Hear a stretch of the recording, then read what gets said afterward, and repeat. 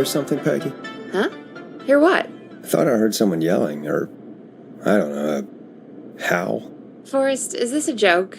No, I almost swore I heard something. Oh, and here I was thinking you'd finally started to ease up. You probably just heard some cats outside. Cats? You know, 4 legs, whiskers, tails, not dogs. I know what a cat is. But I mean, does Gallows Creek have a stray cat problem or something? Not since the rats moved in. Anyway, you ready to do the pre-flight checks? Seriously? Do we have to do these checks every time? And do you have to call them that? Reggie pays us to check the equipment before each show, and he pays us to call it a pre-flight check. But if you're sure you don't want to... Let's just get started. I know how this goes. Okay, Big Shot. Any technical failures tonight are on your head. Now, let's get the show started. After your introduction, our first segment is Guess That Scream. I thought that was a joke. Nope, and don't blame me for this one. It's Reggie all the way, and he demands we do it tonight. Okay, you're live in 3, 2... 189.16. Good evening, Gallows Creek. This is your host, Forrest Nash, and you're listening to 189.16, The Scream. Before we start taking your calls tonight on Gallows Creek's only late-night phone-in talk show, I need to let you know about a special competition we have for you this evening. Guess That Scream. This is actually one of the station manager's better ideas. Here's how it works. I'm going to play you a scream, then you call and guess that scream. We need you to guess why they're screaming. Did they stub their toe, saw off a finger, or discover the corpse of a loved one? That's good. Now, Forrest, hit them with the tape. We'll play that scream in just a second. Listen close, and then call in to guess that scream. Peggy, what do you mean, play the tape? I used to have a tape guy do that for me. You're not in Chicago anymore, Forrest.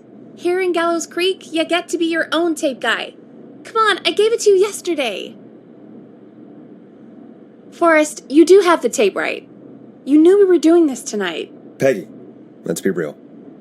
Guess That Scream is a terrible idea. No, I don't have the tape. It may be a stupid idea, but that doesn't mean it can't be fun.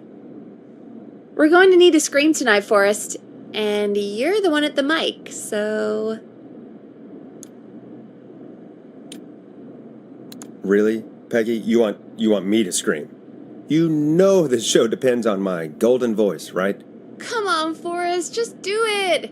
That's enough dead air already. Just think of a scream and let it rip. Oh, God. Sorry about that. I'm back. Had to step away there for a second. Listen close, and then call in to guess that scream.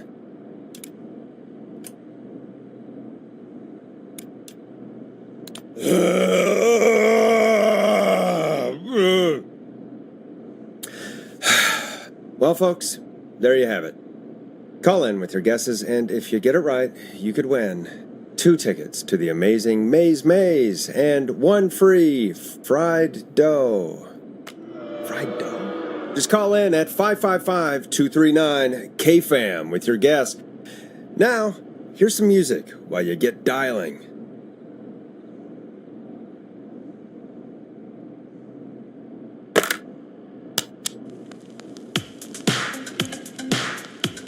Time to go on the journey that is Blast Processor with their hit song 1980X. Oh, God, Forrest, that was amazing. Thanks. I can't wait to hear what people think that was. How the hell did I get into this mess? Lighten up, Forrest. That's going to be the highlight of my week.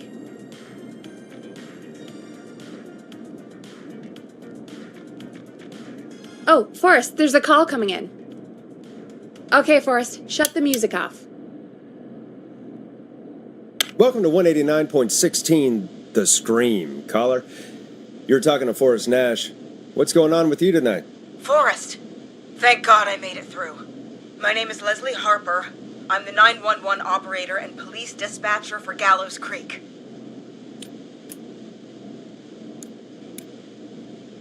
Well, Leslie, I guess it must be a slow night for crime if you've got time to call in.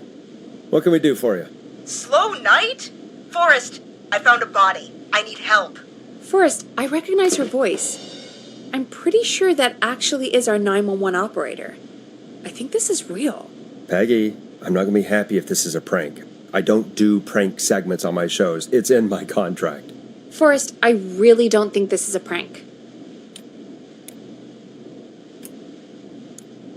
Leslie, if you're telling the truth, you should report this to the sheriff. What was his name? Sheriff Andrews or whatever? I'm at the sheriff's office right now. Wait, what? Sheriff Matthews is dead.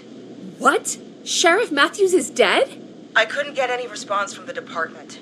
That's never happened before, so I came to the station and I found him. Oh, God, poor Sheriff Matthews. Do you know what happened to him? Someone got him. Someone got up very close and I really don't want to say what they did to him. Did he fight back? I don't know. I think he tried. He's surrounded by bullet casings. I think he tried to shoot at whoever it was, but...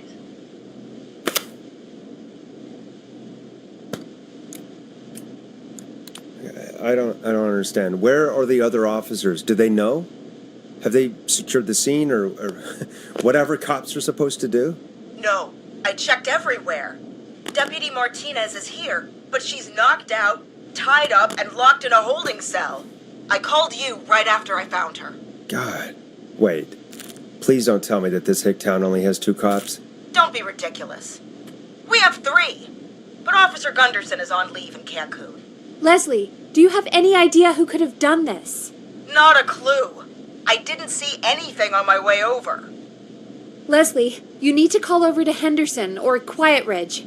They need to send someone over from their department. I tried, but I can't call anything but local numbers. Something's wrong. I'll have to go there myself, let them know what's going on, and bring help back with me. But if you leave while there's a murderer on the loose, who's gonna man the emergency line? That's why I called. Forrest, I've routed all 911 calls to come in to you. No, I'm sorry, but this is a terrible idea. What on earth made you think to do that? You're the only person with experience manning a phone line around here. You're the only person equipped for the job. Besides, there are lots of transferable skills between the two. It's like an interview. You ask questions to get information you can use. Keep people talking, you know? Guide the conversation and know when to jump in. You do know that I'm so good at interviews, they sent me from Chicago to Gallows Creek, right? So I've heard. But that doesn't matter. And besides, there are 2 of you. You can talk to each other, discuss ideas, work together. Hell, let's have some on-the-job training right now. I have an emergency. I need to get an unconscious Deputy Martinez out of that holding cell. It looks like whoever attacked her threw the keys into the cell after they locked the door. Is there any way you can reach the keys? No. There aren't any bars to the cell, and the door itself only has a food tray slot. And that's too narrow for me to reach through. There's gotta be another way in. There's got to be another set of keys somewhere in that office. Those can't be the only ones. Of course. Yes, there must be another set. Where might another set be?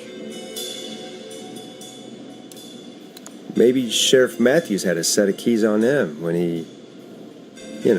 I couldn't see any at a glance, but I didn't really look up close. 1 second. Oh, I think I might be sick. Sorry, Sheriff. I'm just gonna turn you over and... Oh. Please don't stare at me. Oh, wait. That might be them. I think I got the cell keys. Looks like Sheriff Matthews might have saved his deputy. Do the keys work? They do. Give me a minute to untie Deputy Martinez, I'll be right back. So far, so good, I suppose. How are you feeling, Forrest?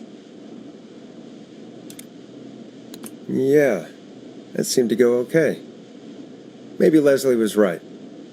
Maybe we can handle this 911 business. That's the spirit, Forrest. I think you're right. Though, I have to say, I really hope this is the only call like this we get. Same. Come on, Martinez. There we go. Just gonna sit you in your office chair. We'll head to my car in a minute. I'm back. Deputy Martinez is still out cold. I'm taking her in the car with me to get help in Henderson. If the killer came back now, Martinez would be a sitting duck. That's a good idea. We don't want to take any risks right now. Thank you, Forrest. You and Peggy just worked together like you did earlier. You can do this. Now I'll be back as soon as What? My car! My car is on fire! What do you mean it's on fire? How the hell? Did it just go up in smoke? What happened? Wait. What? No way. This can't. Oh, Forrest, we have big trouble. What's happening? What's that noise? It sounds like whistling? Whistling? It can't be. Oh my God. I can see him, but he's dead, right? Right? But that mask, how the hell is he? Who, Leslie? Who? The Whistling Man! The Whistling Man? Who's the Whistling Man? He was a serial killer back in the 50s, wore that mask. But he's dead! What the hell? Oh, God. Do you think he attacked Sheriff Matthews and Deputy Martinez? He's coming this way! Leslie, stay inside and lock the doors. Right. Shit, we need a new plan. My car's torched. We need to think.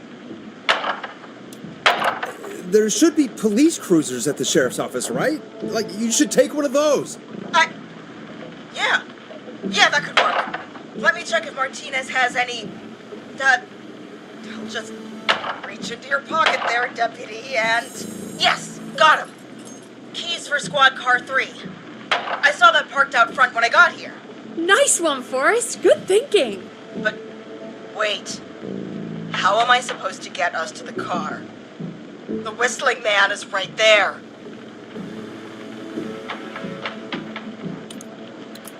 The sheriff must have a gun, right? Can you see it? There was a gun next to him. Let me grab it. Shit. It's empty. He must have emptied it trying to defend himself. Are there any other weapons lying around that you could use? I didn't see anything earlier. Let me check Deputy Martinez's belt.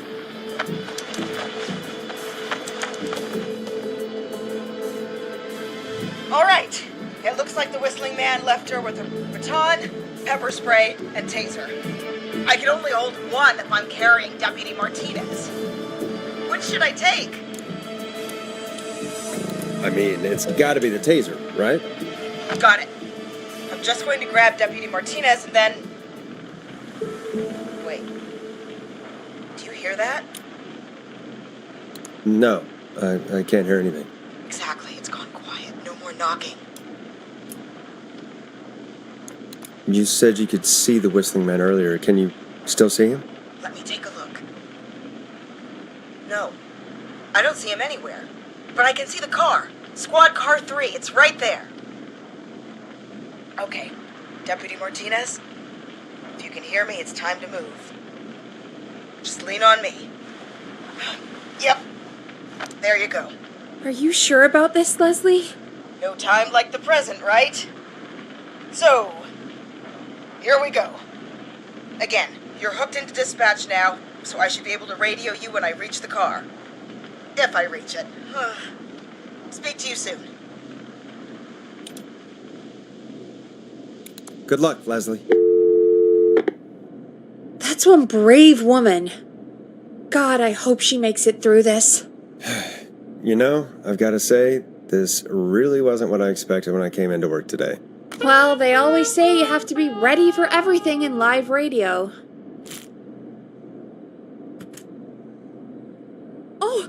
we've got Leslie back on the line. I'm putting the call through. Hello? Forrest? Peggy? This is Leslie. Are you there? Over. We're here, Leslie. So I guess you made it to the car then. Over? Sorry about the CB chat. Old habit. But yes, we made it to the car. Deputy Martinez is in the passenger seat, still out cold. I don't see the whistling man anywhere, and I don't plan to wait for him. So I'm going to get us moving. Jesus! God damn it! Get back! Get away from her! Leslie, what's happening? The whistling! No! Get off her, you son of a bitch! Yeah! Take that! Leslie, drive! Don't worry, Deputy Martinez. We're out of here.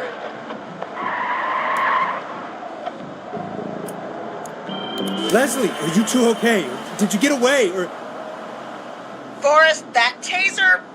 Definitely the right call. Oh my god, I can't believe we escaped. Well done, Leslie. You saved a life. Just another day for you. Oh my god, yeah. But let me tell you, I prefer doing it from your side of the phone. Leslie, how long do you think it's going to take to get help? Gallows Creek isn't Nowheresville, but it's pretty damn close. It's going to take a while, maybe 2-3 hours each way. Slightly less if I put my foot down. We'll do our best to keep everyone safe until then. Thank you. Just do what you did just now, and Gallows Creek is going to be okay. Anyway, once I'm in... Oh, I think Deputy Martinez is starting to stir. Forrest, Peggy, I've got to go. I'll be out of range soon, but I'll radio back as soon as I can once I got the cavalry. Take care, Leslie. Be safe out there. Good luck, Leslie. Feel better soon, Deputy Martinez.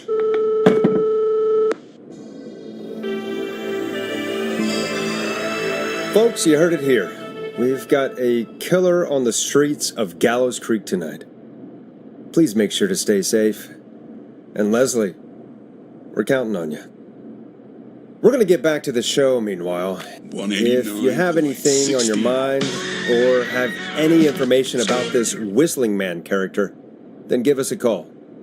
We'll talk here on 189.16, The Scream. For now, here's another hit record for you all to enjoy.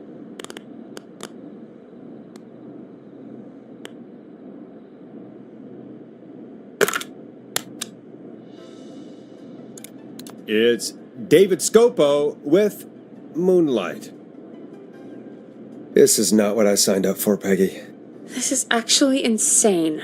Did she really say it's going to take her 4 hours? This guy's going to kill half the town in 4 hours. Forrest, that's not helpful. I know, I just... Who is this Whistling Man character anyway? He was a serial killer back in the 50s. Edward Marshall Mooney. Went around in a freaky mask, whistling, and killed about a dozen folks in Gallows Creek. No reason for it. No motive. He just did. Okay. What happened to him? Well, police chased him up to Ellis Point one night. We call it Whistling Point now. And it was on this night, actually. The police cornered him, and he jumped into the river. His body was never found. So is he alive? Dead? I mean, what's the story? Story is he's biding his time, waiting to take revenge on the town. All right, that's the story. What's the truth? Other than we have a whistling killer on our hands tonight, I don't know.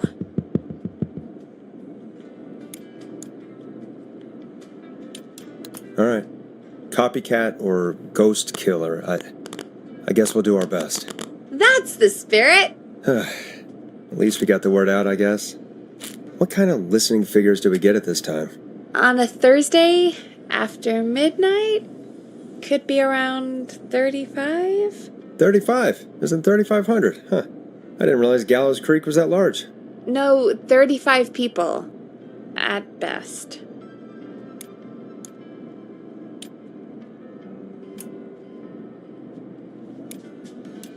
35 at best. 35, yeah. It's a school night. And what's the population of Gallows Creek? I don't know exactly. A little over 1,000? Oh. How many did you get before? You know. Before my career exploded and I ended up on a midnight hour talk show in the town of 1,000 people? Yeah, before that. Around 5 for most shows on the low end. Big gas could pump that up to 10, 15, easy. 5,000 on the low end? We could only dream of that. 5 million. Million? Yeah, sometimes that's just the way it goes. At least the Whistling Man hasn't killed me yet, I guess. Yeah, I guess we're gonna learn a lot about perspective tonight, huh? Oh, we have a call coming in. Take it when you're ready. Time to turn the music off. Hello, caller. You're live on 189.16, The Scream. 189.16. Is everything, all right?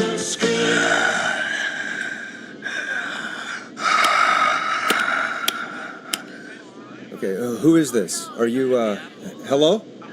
Hello?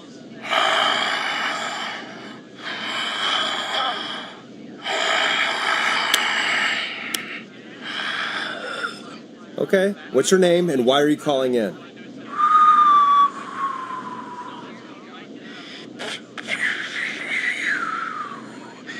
You know my name. I've come back from the dead to kill again. No one's safe.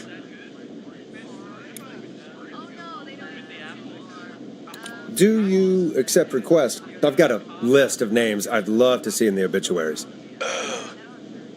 Maybe you must make a sacrifice to us. A sacrifice? To us? I mean, me. We want cheese-dusted pretzels. I want cheese-dusted pretzels. Or I'll cut your face off. Goddamn kids. I'm cutting them off. Yeah, cut him off. What? We also want a mega goal. For anyone just tuning in, we do, in fact, have an actual killer out on the streets tonight. Anyway, this next one's dedicated to all of you staying inside with your doors and windows locked.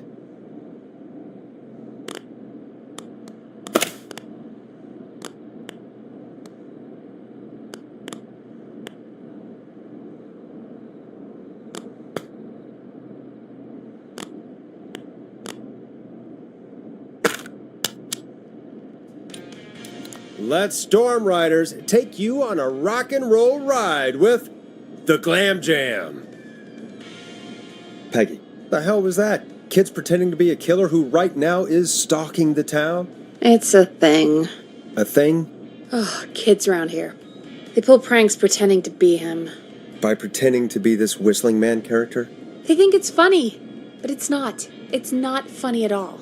And there's no chance that our Whistling Man was just a prank. That Leslie... No, that's real. Christ. Let's stay positive. We still have a show to do. We already have another caller on the line. All right. Let's do this. Hello, caller. You're live on The Scream with me, Forrest Nash. What? I dialed 911. I need the sheriff right away. Okay, right. Well, I'm filling in for 911 tonight. What's your name and what's your trouble? My name is Sandra Sharp, and I need the cops now. I'm sorry, but the cops aren't coming. Leslie's on her way to Henderson for help. What? God. Listen, you've got to help me then. I drove to the edge of town for a jazz run, and now some psycho dressed like the Whistling Man is after me, knife in hand. Oh, God. It's actually happening. Where are you now? Did you escape to somewhere safe? Oh, I did, baby. I jazz ran all the way to my car and nothing flat. But I dropped my keys somewhere along the way. I never locked the door, at least, so I've got a place to hide, but I can't get moving. Can you go back and find your keys? Oh, I'm not going back out there.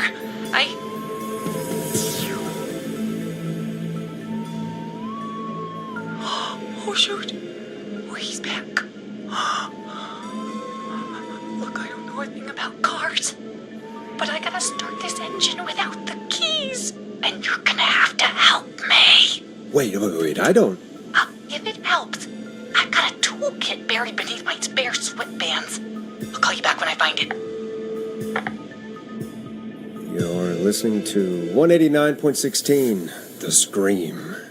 Hosted by me, Forrest Nash, your friendly neighborhood radio host, mechanic, and savior. Sit tight while the record spins, folks.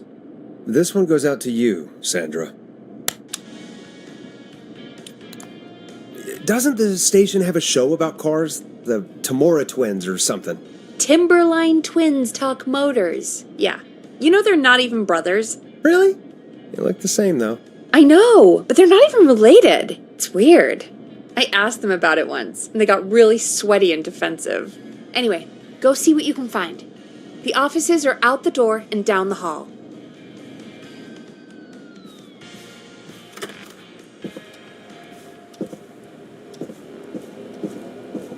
I'm not getting in there tonight.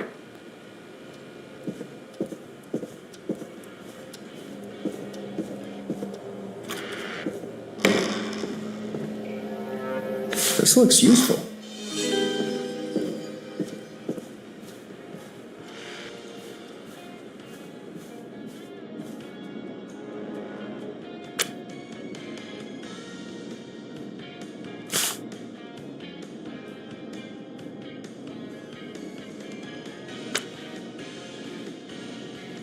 You find anything? Yeah, I found a magazine about hot wiring cars. Well, that sounds perfect. Okay, Forrest, shut the music off. Caller on line 1. Thanks, Peggy. We're back with 189.16, The Scream. How are you holding up, Sandra? The creep's looking through the parking lot trying to find me. But I've got my tools, and I'm ready to get this hunk of junk moving. How do we start this baby? Put the screwdriver in the ignition and twist clockwise. Here goes, baby. Screwdriver's too fat to fit. What next? Unscrew the steering column. All right. Just turn. 1, 2, 1, 2.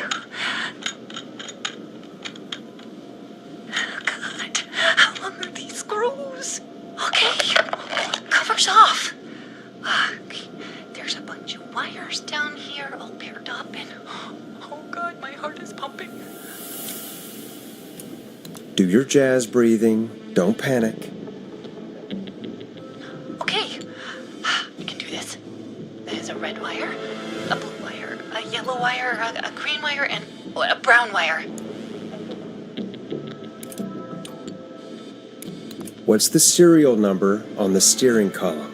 The number is 576-894-320.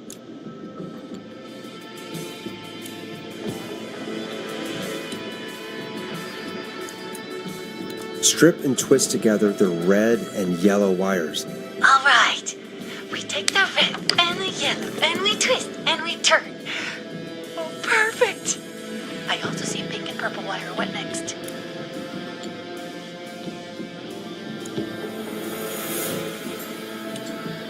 Strip the purple wire and brush against the twisted wires. Okay. We strip, and we brush, and... Energize that body! Fantastic work, baby! Anytime you want to come down to the jazz studio, you get in for free! I almost can't believe it, but we did it. Nice work, Forrest. I bet Sandra is positively jazzed that you answered her call. You bet I am, baby.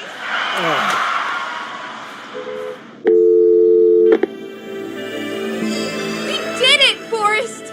We sure did.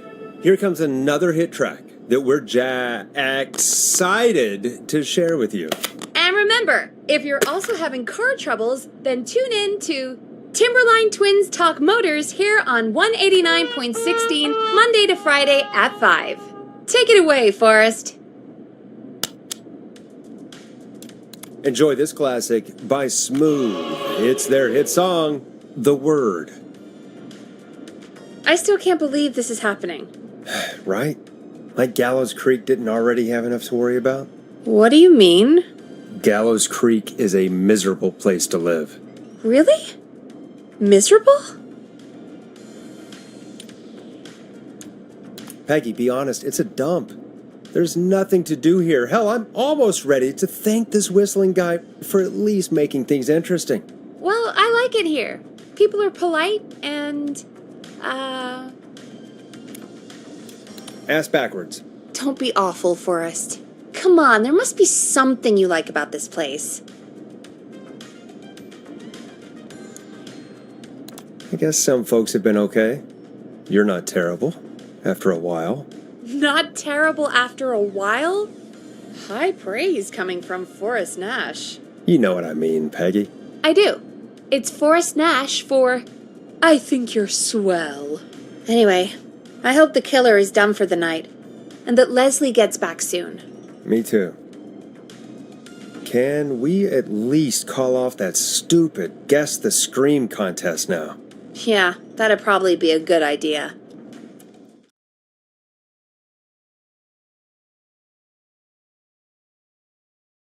Caller on line 1.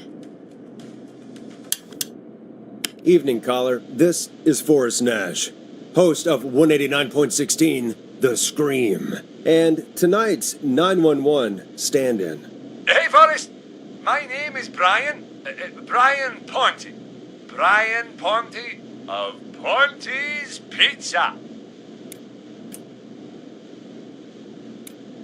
Hello, Brian. What have you got to say about what's happening? I'm so happy that Deputy Martinez survived. I've seen her a lot over the years down here at Ponte's Pizza. Oh, you did a really great job. And as a thanks for all you did there, I just wanted to tell you that I'm sending you some coupons for free pizza here at Ponte's Pizza. Wow, Brian. That's really good of you, but you really don't have to, though. Oh, it's the least I can do. And if you like it, well, you're in luck, because we're always running great deals that'll have you eating for pennies. Sounds great, bro. And let me tell you, the pizza we have is to die for. No. Poor choice of words tonight, I guess.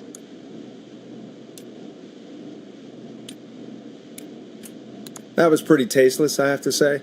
I'm sorry, Forrest. Well, I just hope I didn't put you or anyone else off coming on down to Ponte's Pizza. We've got a great special this weekend. Our famous beer and pizza deal. Wait a minute. Come on down to Ponte's Pizza this weekend. You've just got to pay for one slice to get yourself. God damn it, you're just calling in to advertise your shop. Peggy, hang up on him. Done. Oh, real quick, before I forget, it's probably time we played a paid ad. Now, a word from our sponsors. You know how to play an ad, right?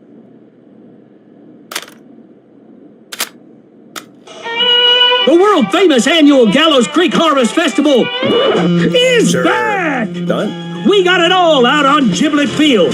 We got the Little Miss Harvest Pageant, Princess Harvest Pageant, Harvest Queen Pageant, Cotton Candy, Corn Dogs, Cornhole, Corn on the Cob, Crokinole, Country Music, Can Jam, Jams, Jellies, Jamborees, Juggling, Roller Rickies, Roller Disco Lessons, Praying. We got baby crawling, balloon popping, balloons for sale, beard contest, horseshoes, hayride, hay toss, hey you there, safe donkeys and ponies, apple bobbing, firearms, fireworks, funnel cakes, fried dough, seed spitting, sand licking, cracker cramming, and cat shop. And fake tattoo, face painting, puppets, petting zoo, amazing maze, square dancing, story swapping, spelling bee, quilting bee, and sewing circle, pie eating, lawnmower racing, hot dog eating contest, flower contest, and of course our famous gourd measure-off. The festival is brought to you by Mayor Linda Cartwright, sponsored by Gallows & Sons Factory, and dedicated to the memory of Garrett Miley, tragically taken from us last festival. I can see why it's world famous. It's a highlight around here, Forrest. Oh, I am sorry to hear that, Peggy. All right, folks, welcome back to the show. We have a note from my producer. That's right. Come find me at the Harvest Festival tomorrow to grab your choice of a K-Fam mug, sticker set, or poster. Let's see what our next caller would choose. Welcome to The Scream with me, Forrest Nash. Yeah, Leslie. This is Maurice Russell from the Gallows Reporter. I'm at the office. This guy just broke in downstairs and... Wait. Forrest Nash? I want to speak to 911. Put Leslie on. What? God, another one? Leslie's driving to Henderson right now. She left me in charge. Why on earth is Leslie... Oh, never mind. Just put me on with Sheriff Matthews. Sheriff Matthews is dead. Dead? What happened? Did you witness the incident? Are you willing to do an interview for the reporter? I can cite you as an anonymous source, if that's a concern. We're live on the air. Anything we say can and will be broadcast. Live on... Damn it. All right. There's obviously a lot more going on than I know. Yeah, there's a lot happening tonight. You said someone broke in. That's nothing to get worked up about. Some idiot kid just broke in, dressed as the Whistling Man. Teens. They get worse every year. This punk wasn't even a disappointing twinkle in his daddy's eye when Edward Marshall Mooney stalked the town. But I was there. I covered it. Maurice, I don't know what's going on, but he's back. The Whistling Man is back. Don't be an ass, Nash. Every year this happens. They think it's funny. Not a big deal, old man. But they didn't live through the terror 30 years ago. Anyway, I know for a fact Edward Marshall Mooney is dead. I don't know who I'm looking at on the security monitor. But if he killed Sheriff Matthews... Where are you now? I'm in the boardroom, upstairs. We got security cameras all around the building. You can watch them on any TV set here. And there's a set in the boardroom. Maurice, is there any way you can get out of there? I sure as shit hope so, kid. But I'm not sure how I'm going to do it. That crash you heard was him tipping over my filing cabinets. He's blocking the stairs. I'm guessing the stairs are the only way out? That's right. And it would take me a good few minutes to move those cabinets. We need to do something. But what? All we can do from here is... Forrest, I think I've got it. Why don't we call the killer? They'd have a bunch of phones set up across the office, right? In different rooms, with different extensions? So we call one of them. Draw the killer away.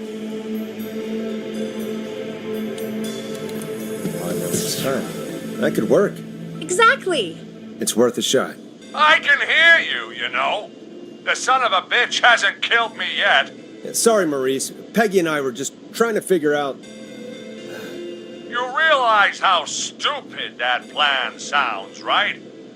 For that to be successful, you're gonna need every phone extension. Plus, a plan of the entire office floor. All delivered while the killer is en route. I've got it. A Thank God I've always been cool under pressure. Don't go anywhere.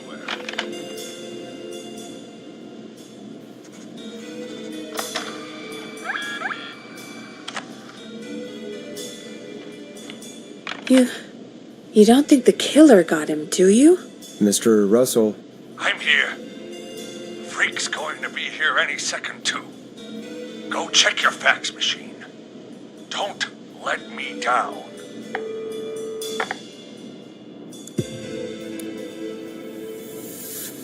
tell me where the fax machine is again, Peggy? The fax machine's in the office on the other side of the hall. Thanks, Peggy. Be right back. Okay, go to the office on the other end of the hall. Grab the fax from the machine. Easy. This must be it.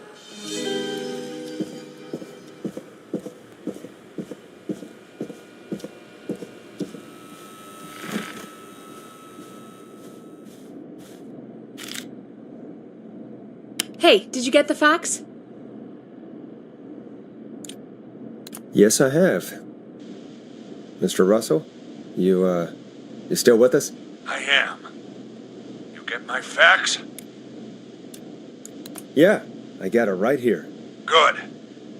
I knew you could at least manage that. Okay, folks, we're back on the line with Maurice. Let's see if we can help him avoid the Whistling Man. Here's the situation. The Whistling Man searched every room in the hall leading up to the boardroom. And now he's in the office next door. It's now or never. This plan of yours better work. I'm ready on my end, Forrest.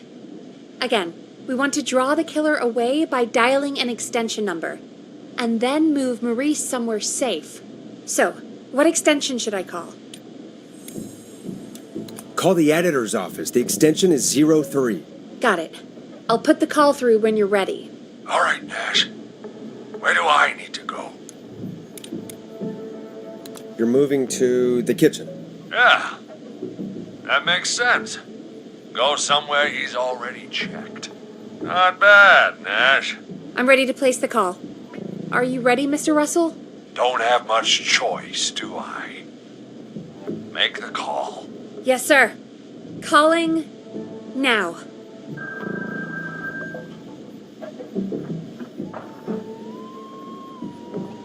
I can't believe it. He's actually heading to my office. It was all Peggy's idea. Credit goes to her. Don't mention it. The coast is clear. I'm shutting off the TV so he won't see me on the security cameras. Then, making my move. I'll call when I get there. Do you think he'll make it okay? I'm sure he'll be fine. But now what do we do? We gotta find some way for him to get past that barricade. What do you mean? I don't think calling the Whistling Man is gonna buy Maurice enough time to move those cabinets. We gotta think of something else. Yeah. Maybe we could... Oh! Call incoming. You ready? Ready as I'll ever be. I put him through. Alrighty. Mr. Russell, are you there? I am. I don't think he saw me. I've got to give you credit for that, but I'm not out of the woods yet. Right, let's review where we are. So, the only way out is by the stairs, which the Whistling Man has blocked with furniture. Exactly. I can move the furniture out of the way, but not quickly or quietly. Could you lock him in a room? That'd probably buy you time enough, right? Maybe. But the damn fire regulations say every door in the office has to unlock from the inside. He'd be able to get out just as soon as... Wait, no, I got it. The secret archive through my office, where we keep our most sensitive records. Ooh, a secret archive? Reggie would love that. What have you got back there? Juicy secrets about outer space? Peggy, I don't think now's the time to be playing around like that. You're right. Sorry, Forrest. Kids, we're in the big time now. I've got it all figured out. The secret archive. There's no lock on the inside of that room only the outside. You can't break out. If we can get him in there, and I lock him in... We can catch the son of a gun. Exactly. Oh my God. Forrest, we might be able to end the nightmare right here. So should I call the secret archive then? You can't. The archive is a room for secrets, not gossip. So we don't have a phone in there. Oh, we're gonna need to change it up then. Any ideas, Forrest? Maybe we could use a radio. There's no radio in the secret archives. Are there no radios at your offices? I don't have one in my office, but... What is it? Our sports reporter, Hopkins. He has a little portable radio he never turns off when he's here. That might be what we need then. Is his portable radio still there? It should be. It's what he calls his work radio. It should be in the archives, actually. I'll sneak over while our friend is still distracted with his search. I'll call you back once I've got the radio. We're gonna save him, Forrest. Heck, if this works, we might even save the whole town. We're close. Let's make it happen, Peggy. How can we fail? I mean, it's a plan with steps. Get the radio, plant it in the secret archives, lure the killer, and... Oh! Call incoming from the reporter. Putting it through now. Nash, hello? Nash, are you there? I'm here. Is everything okay? I found the radio. It's right where I thought it would be. It's all coming together. I'm just going to turn it on quickly, make sure it's still got some juice. Maurice, turn the volume down. We don't want that thing blasting just yet. Yeah, I knew that, Nash. I was just doing that when you yelled at me. The radio works! If I make it out alive, Hopkins might just get that day off he wanted. He's earned it. Let's do it for Hopkins, Forrest. Wait. Ah, God damn it. If I can't have this stupid thing turned up, how am I supposed to draw the killer? I can't be in the room when it's on, or I'm dead. You just... Oh, that's a good point. But wait, we're the radio. We can just be quiet until you're ready. If you can do that, then... Yeah, sure. 189.16, I know that's your station number. But a good editor always double checks. Can you confirm that? You got it. 189.16. Good. I've got the radio on silent, but I'm tuned in. Now, I just need to get to my office. Sounds like we need to make another call, Forrest. Where should we send the killer? Call the boardroom. The extension is 04. That might work. The boardroom is fairly close to the editor's office, but we haven't seen the killer go there yet. Are you sure? I'm sure. Make the call. Okay, calling the boardroom now.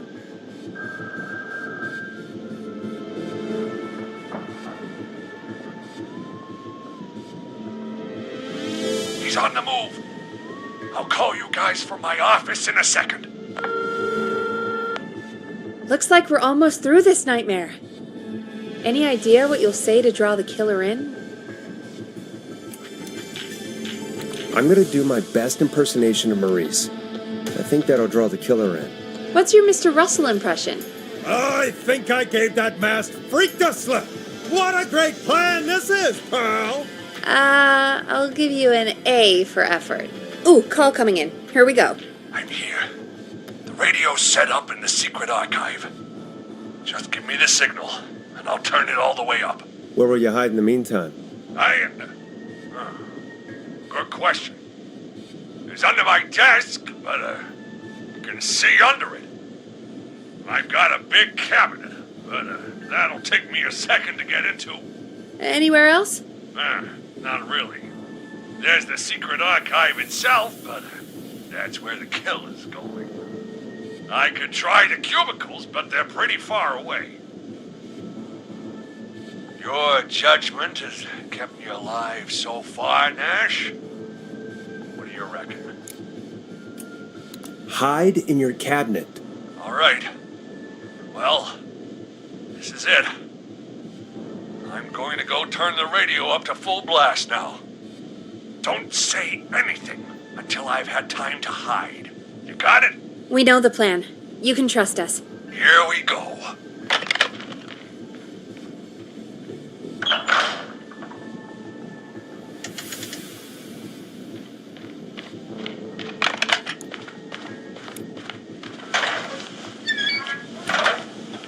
I think it should be safe now, Forrest. That's it! No more hiding! I'm a tough old man. I've been on the beat longer than you've been alive! Come on down, whistling man. Come and get a knuckle sandwich.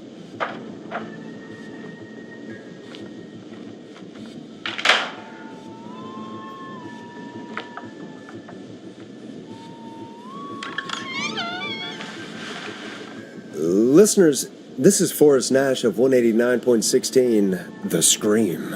And if you've just tuned in, See you in hell, kid! we've just locked up the Whistling Man. Forrest, you beautiful bastard! I can't believe that actually worked! If I'm being honest, I can't believe it either. Thank God it's over.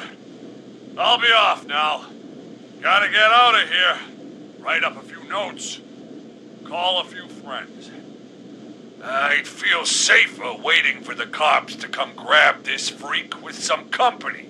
Hey, maybe you and me could do an interview tomorrow for the Gallows Reporter. I'll think about it. Let's see what tomorrow brings. I'll take that as a yes. Talk to you soon. There we are, folks. The Whistling Man is locked up. Let's all take a deep breath. And play some killer tunes. Hope you enjoy this one as much as I do. Looks like the night should be pretty easy from here on out. Right? Thank God that's over. I guess we got some downtime now.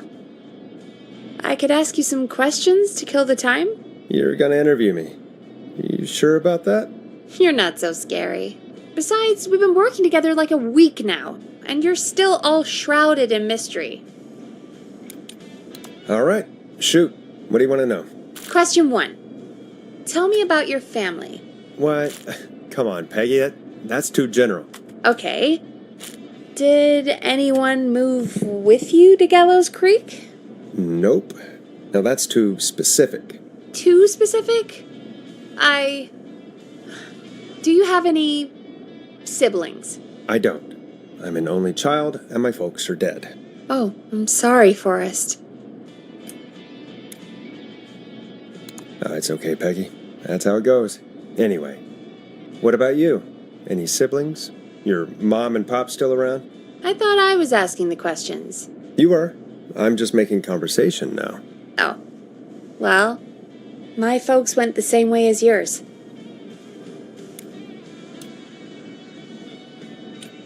Oh. What happened there? My dad walked out when I was about 13. He'd been a wreck for a while. Then he got himself into a wreck, and, well, that was Dad. Mom didn't take it well. She remarried pretty quick after that. She wanted to forget Dad so bad, she even made me take my stepdad's last name. So I'm Peggy Weaver now. Anyway, Mr. Weaver got sick one day, and my mom didn't last long after he went.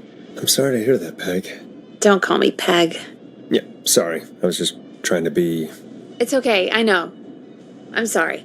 I'm defensive about that name. Any siblings? Funny you mention that now. No.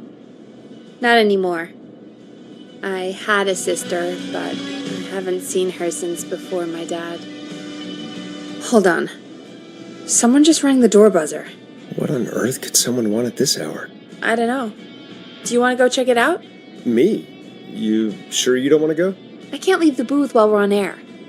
One of Reggie's K-Fam regulations. I'll pass you the key to the stairs. Gee, thanks, Peggy. The buzzer's on the front door. See you in a bit.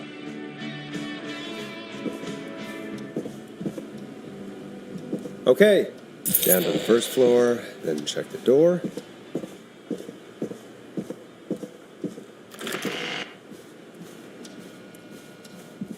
Wow, that was ominous.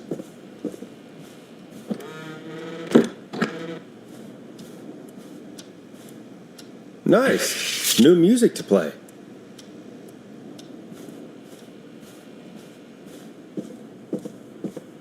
A tape. Play on air.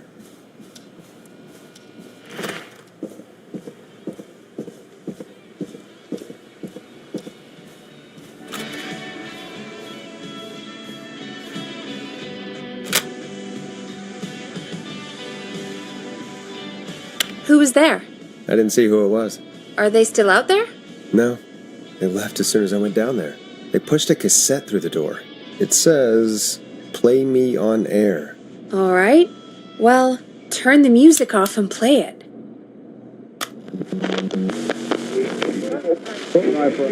Hello, Gallows Creek. Time to Pay the price. Time to pay for lives. Time to sit there. I will punish you. I'm going to enjoy this. I did not enjoy that. What the hell was that? Oh, Forrest, we're still on air. Say something. Folks, Folks, the tape you just heard was passed through our door only moments ago. I don't know how or why that came through our door with the killer locked up, but be careful, Gallows Creek. Stay home and stay safe. Give us a call if you need help.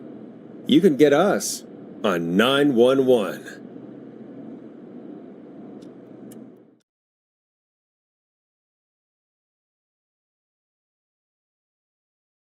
Hey, we had a call come in. Collar, you're on 189.16, The Scream, with... Nash! Shut up and listen to me! Mr. Russell? What's wrong? Are you okay? I said listen! He's gone! The whistling man is gone! God damn it, I thought you locked him up. What's going on? Damned if I know, Nash! Mr. Russell, where are you now? What happened? Well, after our call, I cleared the stairs and went home. I phoned some buddies, and we came back here to keep watch. Then what happened? I'm getting to that. We came back here. Door was shut, just as I left it. We had a couple of drinks, and, well, there was a bunch of us, and we were all armed. They thought we could teach the freak a lesson before the cops got him. I don't blame you. I would have been tempted to do the same. Have you both got a screw loose? You know what the Whistling Man's done tonight. This was not my idea. The guys just grabbed their weapons and unlocked the door. I braced myself and... Then nothing. The room was empty. The door was still locked. How the hell did he get out? Are you sure it was still locked? I'm telling you, it was locked. No way out of there. None. Maybe. I mean, I know it's crazy, but if he's back from the dead, then... Don't be ridiculous, Peggy. It would explain things. I mean, how do we know he's not? Mooney, there's no way. Oh, did you say something, Maurice? Baloney. I said baloney. Look, I don't want anything more to do with this. I'm clearing out of Dodge. And I recommend you and everyone listening do the same. He seems really spooked. Wouldn't you be if you got attacked by a serial killer who turned out to be a demonic spirit? He's not a demon, Peggy. Yeah, you're probably right. But what do we do now?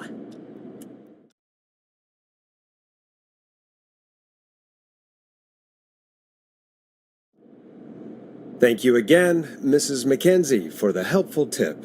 The bagger at the grocery store cannot whistle.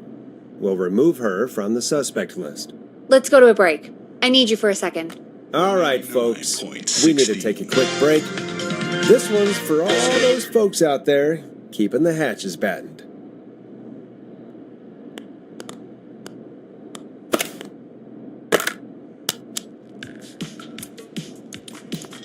All right, Peggy, what's up? I pushed a cassette under my door. Go play it. Sure. Just go get it.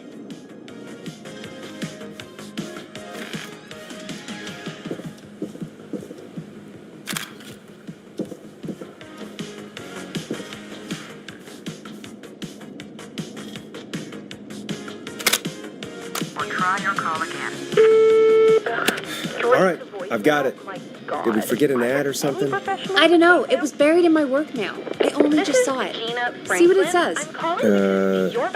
Play me ASAP, off air. That's Reggie's handwriting. And he wrote it in purple. And? Purple is Reggie's angry color. He only writes in purple when he's really pissed off. He has an angry color? Oh, Forrest, I'll give you the Reggie rundown later. Right now, we need to play that tape. Snatcher Snatcher's newest single, the kind of honor you never had and probably never will again. And we've still not received any information about when you're fitting it into your busy programming. I'll be frank, I didn't want you as part of this debut, but Mr. Snatcher, due to his prior friendship with Mr. Nash... Prior and current friendship, Gina. Forrest, mate, you alright? Don't worry about Gina, you know how she is. But yeah, can't wait for you to hear the new single, man. I think Final Breath is my best work yet. I really hope you and your listeners like it. And man, if you ever find your way this side of the pond, let me know. We'll have to catch up. If Final Breath isn't played on your airwaves by the end of Mr. Nash's show tonight, the next call will be much less friendly. That was Roddy Snatcher, Forrest. You know, Roddy Snatcher? Yeah, Roddy and I are old friends. I love Roddy. I Will Always Find You was my song. I wish we still had it in rotation. Oh my God, I can't believe you know Roddy Snatcher. And I can't believe you didn't tell me he sent you his new single. We have to play Final Breath. Where is it? I found it earlier, hidden away at reception. Ugh, why didn't Barbara say anything? I mean, well, if that fiasco last Friday about the missing Knife and Easy track is any indication, folks at KFAM aren't against hoarding station music for personal use. I think we're still missing a few tracks, actually. Well, we have it now. Let's put it on.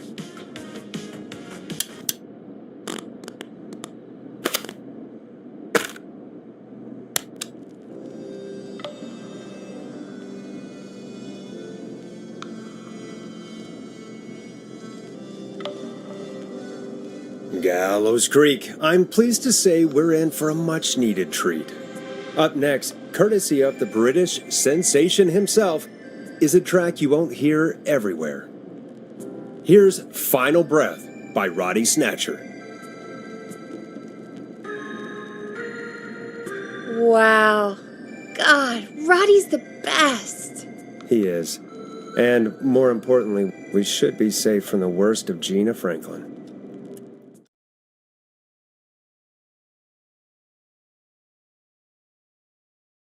And I think that's every time I've seen him live. Peggy, you just talked through the whole song. Oh, whoops. It's okay. I can just play it on loop later. Oh, shoot. I just noticed we have a caller waiting. I really hope it's nothing serious.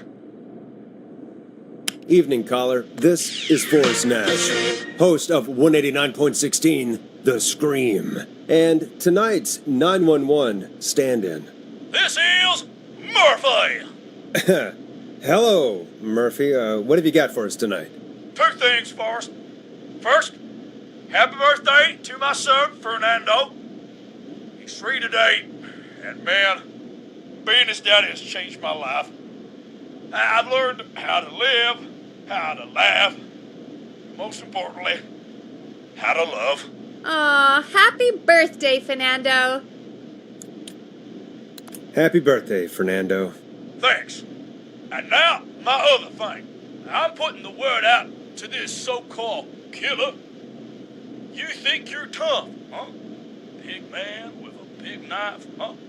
Reuben, come face me, a true warrior, at the Gallows Waste Disposal Plant. Guess what? This is a bad idea, Murphy. I got all the tapes in Master Robbie's Dojo series. So get ready, whistling man. You just let loose the junkyard dog. Oh no. And there he goes. Ladies and gentlemen, keep your fingers crossed for Murphy as he tries to become our hometown hero. Anyway, we'll be right back after this commercial.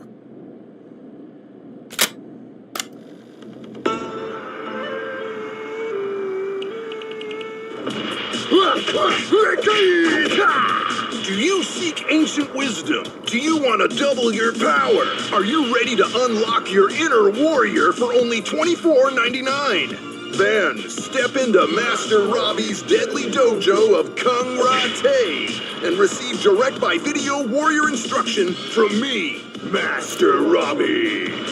You will learn the 4 qualities of an ultimate conqueror. The power of the alligator, the discipline of the tarantula, the speed of the tuna, the poise of the scorpion, and the wisdom of the bullfrog. Using classified techniques, I'll unlock your inner chi after only 5 30-minute video sessions. Ultimate power and wisdom can be yours now for the low price of only $24.99. Just call 555-7861 USA to take your first step to becoming a champion.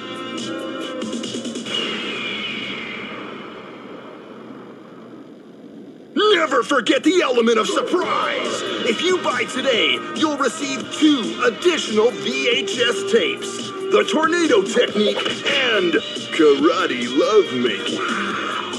Call today. Do people really buy this kind of thing? Don't pretend like you're not interested. I mean, I wouldn't buy them, but I might watch them, I guess. Yeah, I bet karate lovemaking sure is something.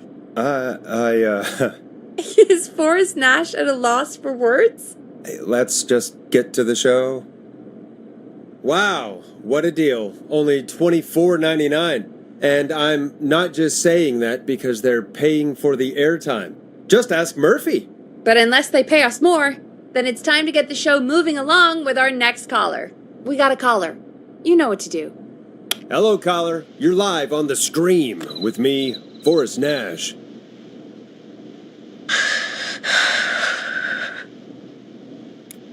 Who's there? Who is this? Hello. Are you still with us? Forrest? He called me? That horrible whistling down the phone. He's coming for me? Jesus. Okay, listen, caller. Don't panic. We've done this a few times now. We can help you. A few times already? So, you saved them, or? We sure did. You're in safe hands. Okay. We're gonna help you. Can you tell me your name, caller? I'm Dr. Sullivan. Virginia. Sorry. Take some deep breaths, Virginia. You're gonna be okay. Please don't let me die. I won't. Just calm down. Tell me where you are right now. What's your address? Oh, God. Is there a neighbor you can call for help? No. Everyone's away tonight. There's just a fraternity down the street. You live by a frat house. Yes, they're having a party. Had takeout coming in all night. One covered in beer cans. They're getting wasted, and I'm about to get... Oh, God. Virginia, what's the name of the frat? It's... Oh, God. I can't think. I can't... Any idea what the frat might be, Peggy? If I knew where she was, I might know, but... Wait, the takeout! If we can get takeout to the frat, we can get a message to them to go and help. Virginia, who did they order takeout from? I don't know. Don't worry. We'll figure it out. I can't do this. Well, folks, seems like our Virginia hung up. While we try to figure out what takeout to order, here's some music for your own midnight snacks.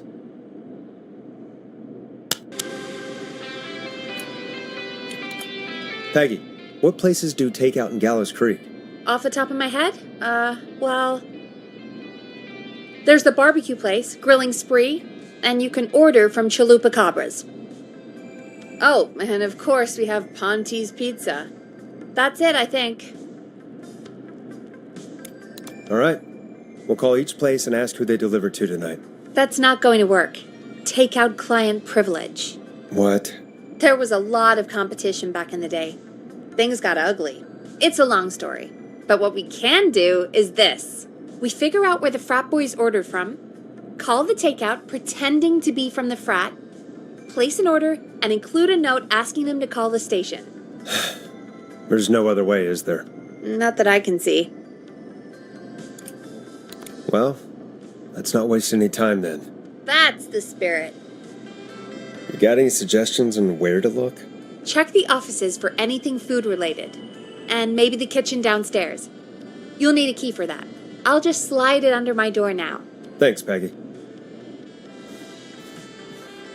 God, where to start? What would make me order from somewhere if I were a partying frat boy? We have a food critic, right? Chad or Brad or... I'll just have to look around.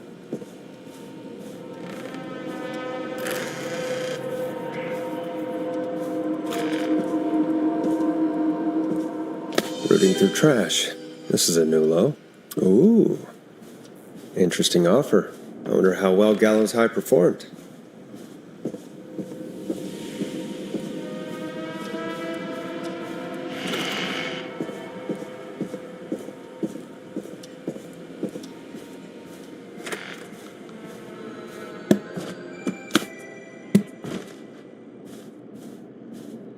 Hey, find anything useful?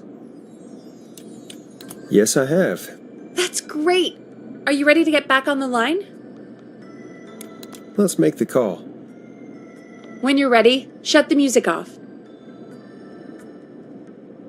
Okay, Forrest, what'll it be? Call Ponte's Pizza. You got it. Ponte's Pizza is on the line. Ponte's Pizza. May I take your order? Fratman calling. We're in major need of foods for dudes. May I take your order? I need some garlic bread. I need the bread. Can do. Where do you want that delivered? Same place as before, the frat house. Got it. And we'll have that over to you right away. Oh, and one more thing. Can you add a note to the order that says to call K-Fam? K-Fam? Oh, consider it done. The folks at K-Fam are huge fans of Ponte's Pizza, I should really call them and let them know. And now we wait. We should put a song on. Agreed. This one goes out to our delivery workers.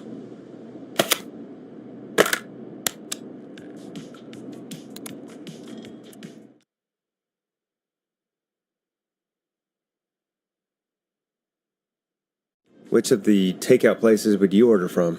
To save Virginia? No, where would you actually eat? Oh, I mean, they're all pretty equal.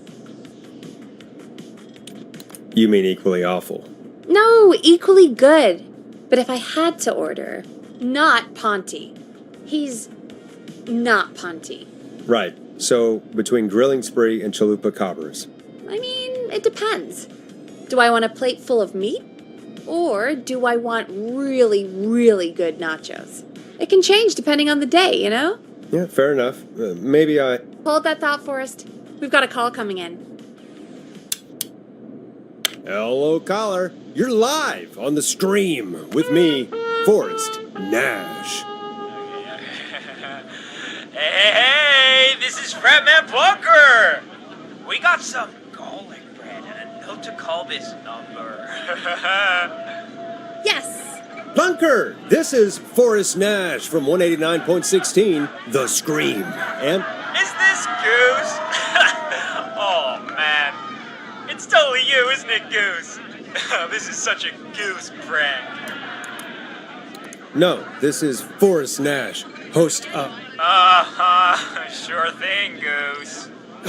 Listen, I need you to... Goose, come get beer. Your brothers are waiting for you. I'm not Goose! How can I prove this to you? Let me get a second opinion on this. Norman the Barbarian! What do you think? Great idea. Norman the Barbarian says only the radio man can control it. So, play us the flow. Wait, really? What? The flow? Norman the Barbarian demands it. Okay, I'll play the damn song.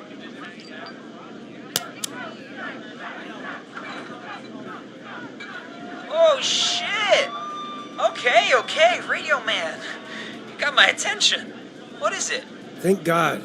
Listen, you've got to get over to your neighbor's house. All of you. Just... Say no more. Plunker's moving the house. Forrest, line 2. Hello, you're live on 189.16, The Scream. Forrest, it's the killer. He's at the door. Grace. Oh my God, it's you, isn't it? God, I didn't talk, I promise. Whoa! The party has arrived! Oh, thank God. He's gone and... Oh, is that you, radio man? Don't worry, we brought the beer. Good times are here. I could use a drink. Thank you, Forrest. You're welcome, Virginia. And thank you to Plunker and his fraternity brothers. Some heroes wear capes, some wear sheets as togas. Hey, Forrest, did you hear what Virginia said earlier? What was that all about? Clive, I didn't talk. Do you know what she meant? There's a janitor here at the station named Clive, but your guess is as good as mine. All right, folks. Seems we may have a lead. If any of you know a suspicious Clive, then please call in. It could save lives. In the meantime, looks like we have another caller. Okay, Forrest, shut the music off. Hello, caller. You're live on The Scream with me, Forrest Nash. It's great to speak with you, Forrest. As a local small business owner, I find this all horrifying. A killer roaming the streets of our fair town? Ooh, terrible. I hear you there. It's a scary time for everyone in Gallows Creek. How are you holding up? You somewhere safe tonight? Yes, Forrest, I am. I'm here at work in my small business. It's a safe, family-friendly place. Good for you, friend. I'm glad you're keeping safe and busy. Thank you. Oh, I'm really living the American dream. Here in my business. You must really, really love your work. Oh, I do. My small business really is my whole world. What's your small business? Oh, well, I'm not really big on promotion, but since you ask, it's Ponti's Pizza! The best and only pizza place in town! Come on down and get yourself a cracking deal on our 2-for-1. God damn it, Ponty, no! No free ads! I mean, I guess we can't be that mad at him. Calling Pontes did save Virginia. I can be mad, Peggy. That sort of thing just... I can be mad. Look, he's gone now. We already have somebody else on the line. Just take a deep breath and let's keep going. Evening, caller. This is Forrest Nash, host of 189.16, The Scream. And tonight's 911 stand-in. Hi. Hello? Am I on air? Sure are, caller. What's your name? And what have you got for us tonight? Name's Eugene Stein, and I've got a heart full of love, Forrest. I'm hanging out in the middle of the maze, listening to your show, looking up at the stars and waiting for her. You got a special lady coming out to see you. Yeah. Molly. We planned to get lost in the maze tonight, to take our first journey together into the love labyrinth. That's why I'm calling, actually. I thought she'd be here an hour ago. And since I've listened all night to how cool you play it, I thought you were the perfect guy to ask. Should I call her up and ask if she's coming, or wait and see? For real, kid? If you've been listening all night, do you really need to ask me? Yes, that's why I'm calling.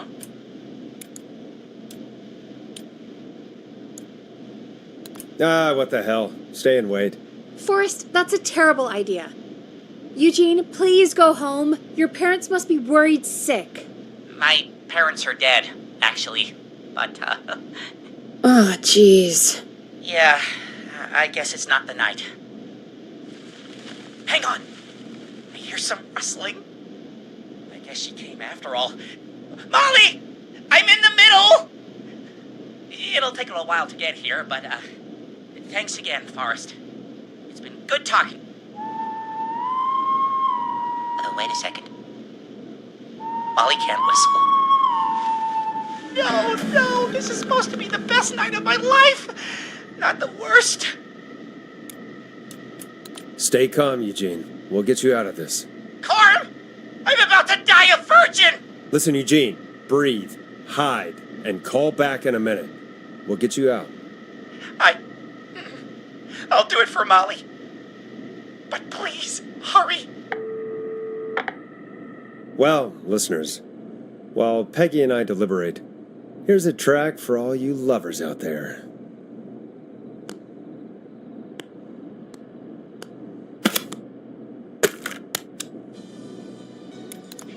How the hell am I supposed to get him through the maze? You know Barbara, our receptionist? She's a maze fanatic. Shame she isn't here. I was supposed to go with her last week, but she changed her mind. You were going to go last week. I thought the maze was for kids. It's not just for kids, Forrest. The maze is fun for kids and adults. Why'd she change her mind? She went with that jerk Brad instead.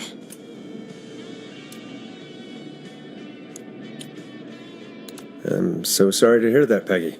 It's fine. I'm not the one who had to go out with that jerk Brad, after all. Maybe we should call Barbara then? If she's so big on the maze. We could, but I don't actually know her number. But she probably has maze stuff somewhere. Go and see what you can find. That'll hopefully be enough. Which one is Barbara again? Barbara! You know, Barbara! Forrest, I've seen you speak to her. Help me out, Peggy. She's the receptionist. Sits at reception. Never does any work because she's talking to Brad all day. Ring any bells? Right, yeah. Sorry, I guess it's just the stress of... No excuses. Just go and find something to help us.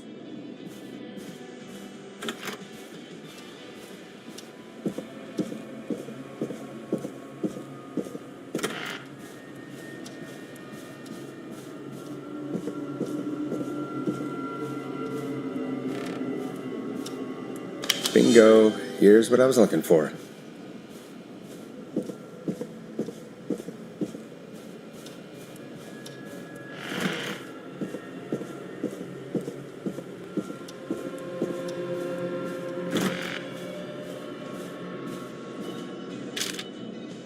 Any luck? Yeah, I found a map for the maze in the trash. Why was it in the trash? Never mind. It doesn't matter right now. That's a question for Barbara later. Eugene called while you were away. He's on line 1. Time to turn the music off. Welcome back to 189.16, The Scream. I hope you lovers like that track. And I hope we can help our lover in the maze. Eugene, you're back on air. I'm lost, Forrest. I just ran and I don't know where I am. I'm at a crossroad, facing a tractor statue. There are hay bales painted gold on my right. Go left.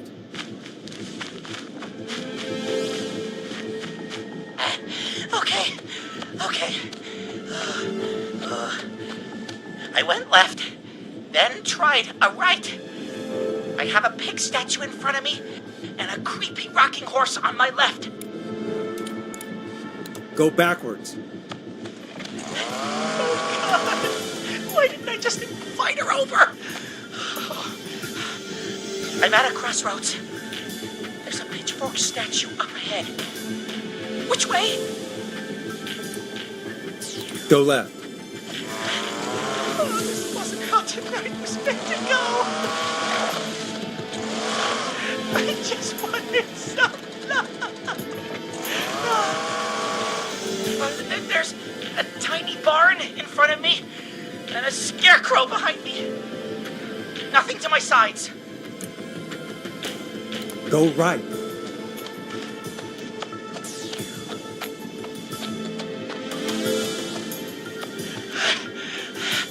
I can't run much more.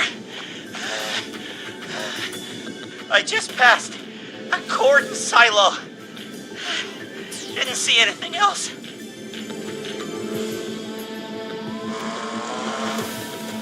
Please. Where do I go? Go right.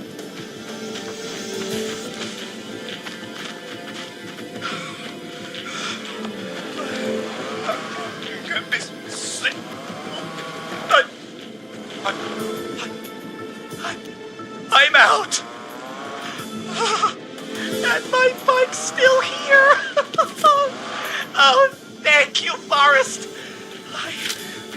I love you, Molly! That was tense. I think I held my breath the whole time. I think it went pretty well, all told. I think you're right. By the way, why do you think Molly missed their date? Do you think she's okay? Unfortunately for Eugene, I think she probably never left home.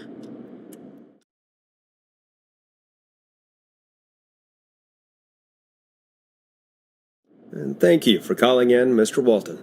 We'll make sure to add the town librarian to our list of suspicious Clives. Remember, report a Clive to stay alive. Next caller is up, Forrest, so take it away. Caller, you're through to Forrest Nash on 189.16, The Scream. Hey, wonderful show tonight, Forrest. Thank you. That's really wonderful of you to say. What's your name, caller? You can call me Dawn. Could you play my tune, Forrest? Your tune. Sure. Long Ride Home. That old song. Sure. We got it. I think I played it the other day. Thanks. It'll be good to hear it again. All right, folks. Coming up is that old classic. Forrest, I don't think you're gonna find that song. What do you mean? I played it a few nights ago. I know, but, we don't have it anymore. What are you talking about? I threw it away. You threw it in the trash? No, I threw it out the window earlier today. Becky, that's a bit extreme, isn't it? Brad was annoying me all afternoon. He played it on repeat because he knows I don't like it. So I grabbed it and threw it right out of one of the office windows. Not my finest hour, but I can only take so much. All right. So, what do we do instead then? Let's let's just play a different song. We've got more important things to think about anyway. Gotcha. Okay, folks, here comes some unrequested music. Sorry about that, Dawn. Maybe try again tomorrow night. Sorry.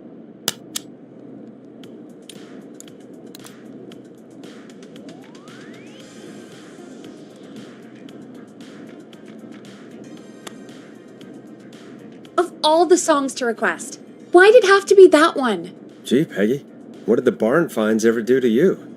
Wrote that song, for one. It gets real old when you're forced to listen to it on repeat for years. Why couldn't they just request Roddy? Oh, Forrest, scrap the song. We have another caller. Sorry to cut the music short, folks. Callers take priority tonight. Welcome to 189.16, The Scream. This is Forrest Nash. Forrest? Oh, thank God. It's me again. Murphy. Talk to me, Murphy. What's wrong?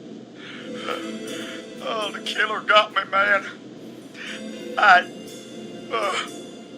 Why did I ever trust a guy named Master Robbie? I warned you not to. Hindsight is 20/20, okay? Forrest, we need to do something. Goddamn piece of... He came to the Gallows waste disposal plant. Beat on me, man. Carried me inside and locked me in a dumpster. I got a flashlight, but... Oh, goddamn. I smell smoke. I think he started a fire. Hold on, Murphy. We'll call for help right now. You gotta hurry, man. I need someone here now or I'm gonna die. Peggy, get the fire department on the line. On it. All right. Now just... Come on, pick up. Hi. Yes, I'd like to report a fire over at the Gallows Waste Disposal Plant. It's an emergency. What do you mean it's not operational? Why is there no backup vehicle? Oh, God damn it! Forrest, that evil son of a bitch slashed the tires on the town's only fire engine. They can't do anything. But I have a few friends who live nearby. Maybe one of them can save Murphy. Where do they live? My friend Alex lives on the corner of Haddonfield and Romero Street, and Catherine lives on the west end of Myers Lane. And there's Jericho on the east end of Myers Lane. But he's... old. Really old.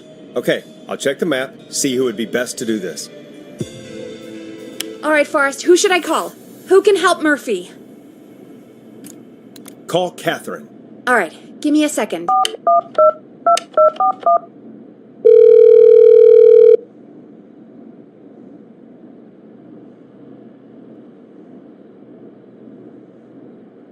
They're on the way. They'll call from the plant. You can direct them from there. Well, let's hope they get there in time.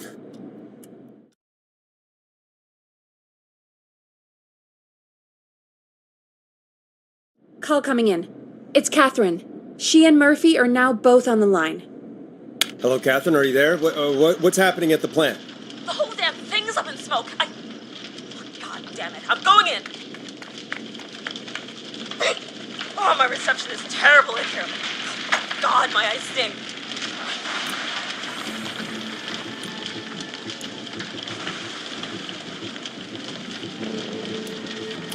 Go to recycling. Recycling. Got it. Come on, Catherine.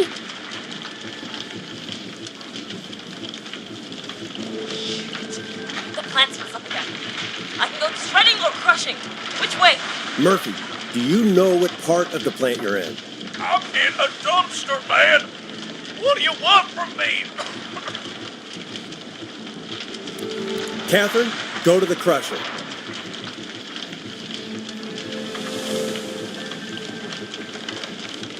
Okay, it's super loud. We're almost out of time. There are 3 dumpsters here. One for Gallows Creek Council, Henderson Disposal, and Quiet Ridge Municipal. Open the Henderson container.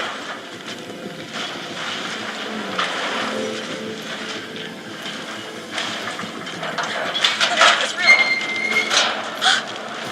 I found him!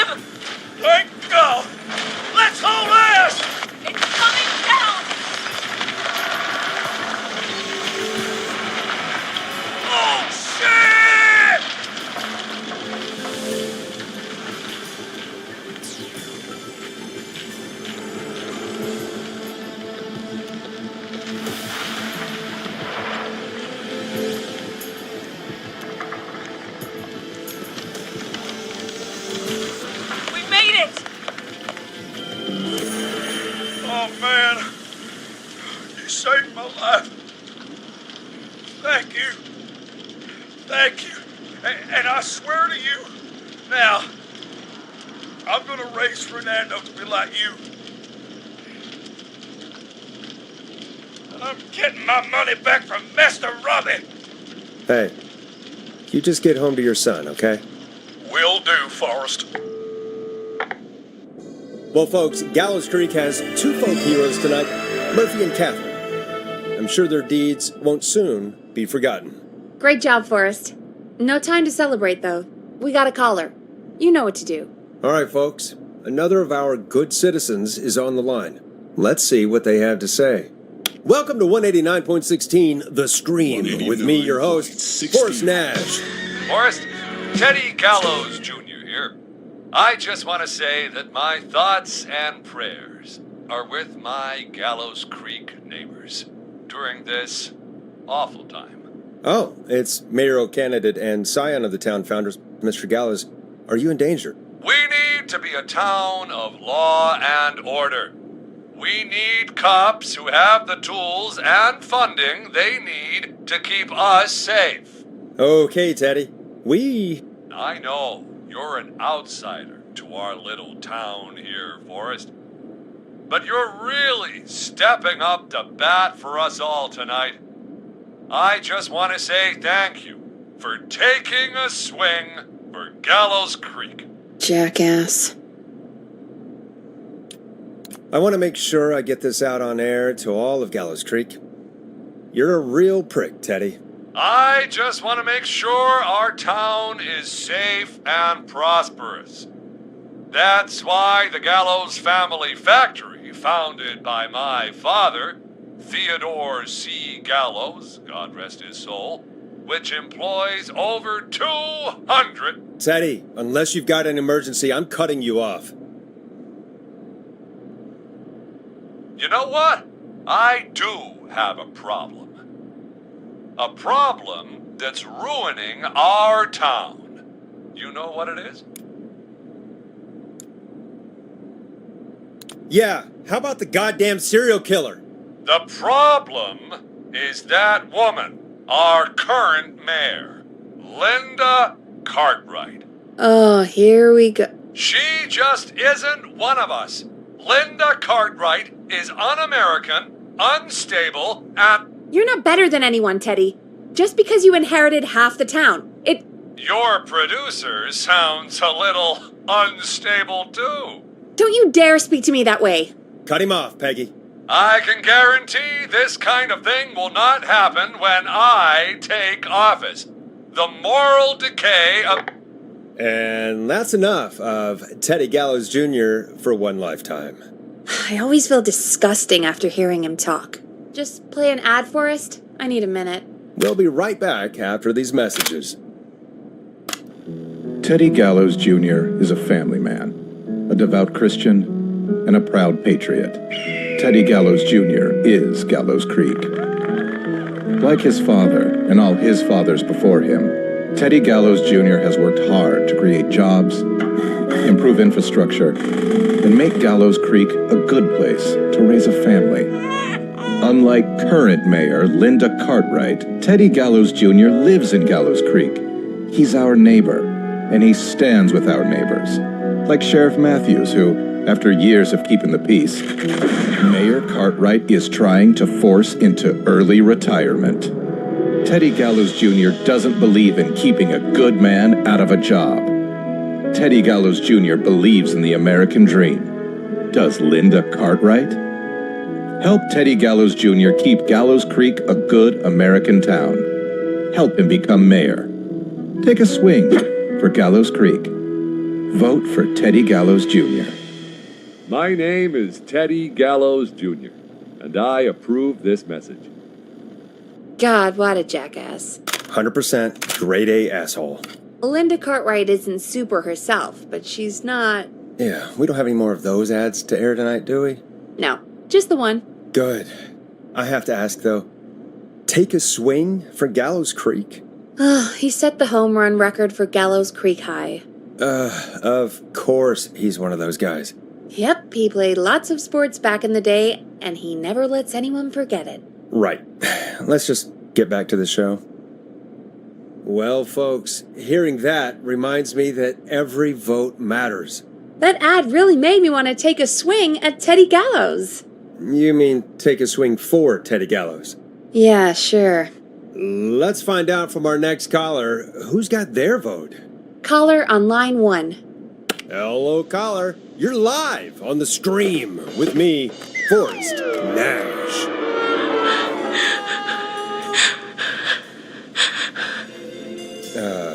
Hello, caller. Who is this? I need the police. I'm Forrest Nash. I'm standing in for 911 tonight. What's wrong? There's a guy hunting me and my friends. I think he's killed some of them already. That's him. He's just outside. I can see him from up here. God damn it. She's just a kid. Where are you? Are you somewhere safe? Oh my god. Oh my god. Stay with me, kid. Focus. I can't do this. Yes, you can. Focus. Tell me, what's your name?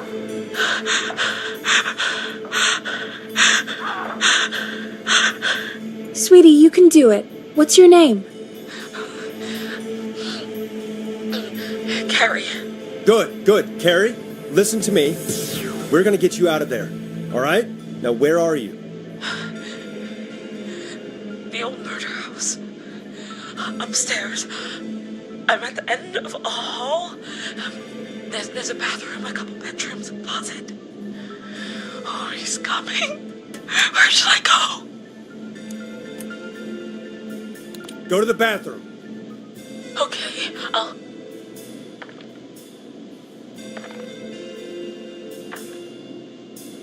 He's here. He's here. He's gonna kill me. Forrest, I don't think we can... Don't move!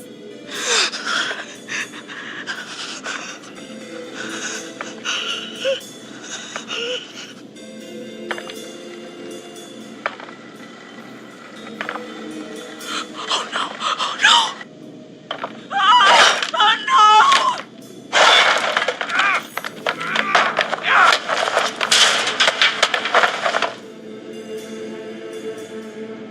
Forrest! You should have seen your face! What? What? What? Are you kidding me? Okay, what the hell is going on here? Who's on the phone, Carrie? The cops? It's just a joke, jeez. Wait, isn't that... Jimmy, that wasn't funny, you sicko! Of course I called the cops, but some guy just answered instead. What guy?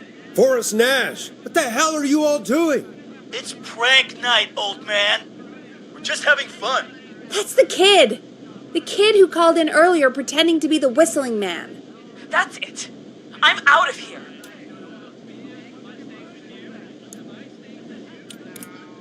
Jimmy, everyone, it's really not safe to be out. Please, go home. And waste whistling night? No way. That little idiot. Whistling night? It's a stupid tradition. Especially stupid since that one kid died back in... Would you take off that stupid mask if it's hard to breathe? Who's under there anyway? Is that you, Seth? Idiot. Seth is right next to you. That's, wait. Oh no. Who are you? Oh no, man!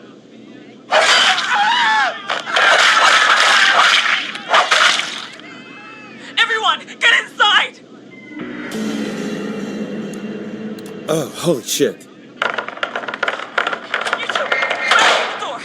Scott, Heather, you barricade the back. As long as he's out there and we're in here, we're safe, right?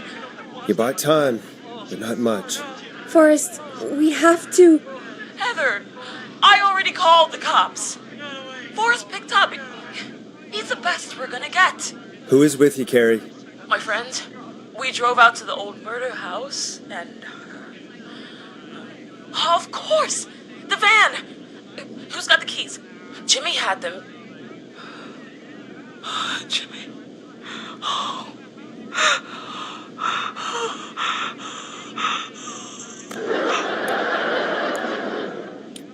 Okay. It's gonna be okay, Carrie. Right. We'll figure something out. Between all of you, there's gotta be a way to beat this. Just sit tight, okay? Heather, shut up. If we do that, we're gonna get killed. If only Jeannie were here. Jeannie? Jeannie McPherson?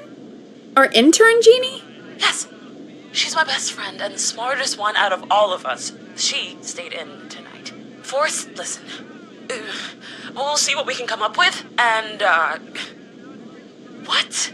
Scott, you're not any good at... And... No, Chad. Out of all of us, you're not the one to... Everything okay? No. We're figuring out a plan, but everyone's volunteering to do things they're just bad at. I think we can figure out what to do, but I don't think we can agree on who should do what. I think you'll have to be the tiebreaker, or else these idiots are gonna get us killed. But Shut up, you... Forrest, I'll call you back. But I don't know anything about your friends. These damn kids never learn. Breathe, Peggy. It's okay. They do this kind of thing every year, Forrest. People get hurt. All right, folks. We're gonna work out a way to save Carrie and her friends. This next one goes out to all the trapped kids out there.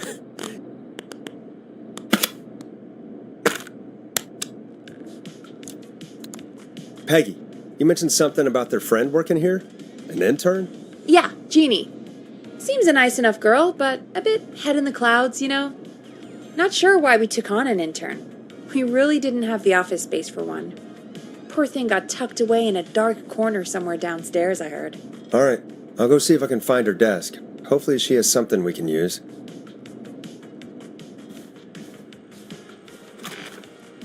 Peggy said her desk is downstairs.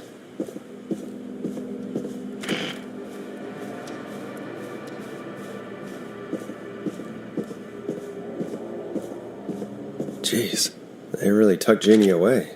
Friendship quiz. This might work.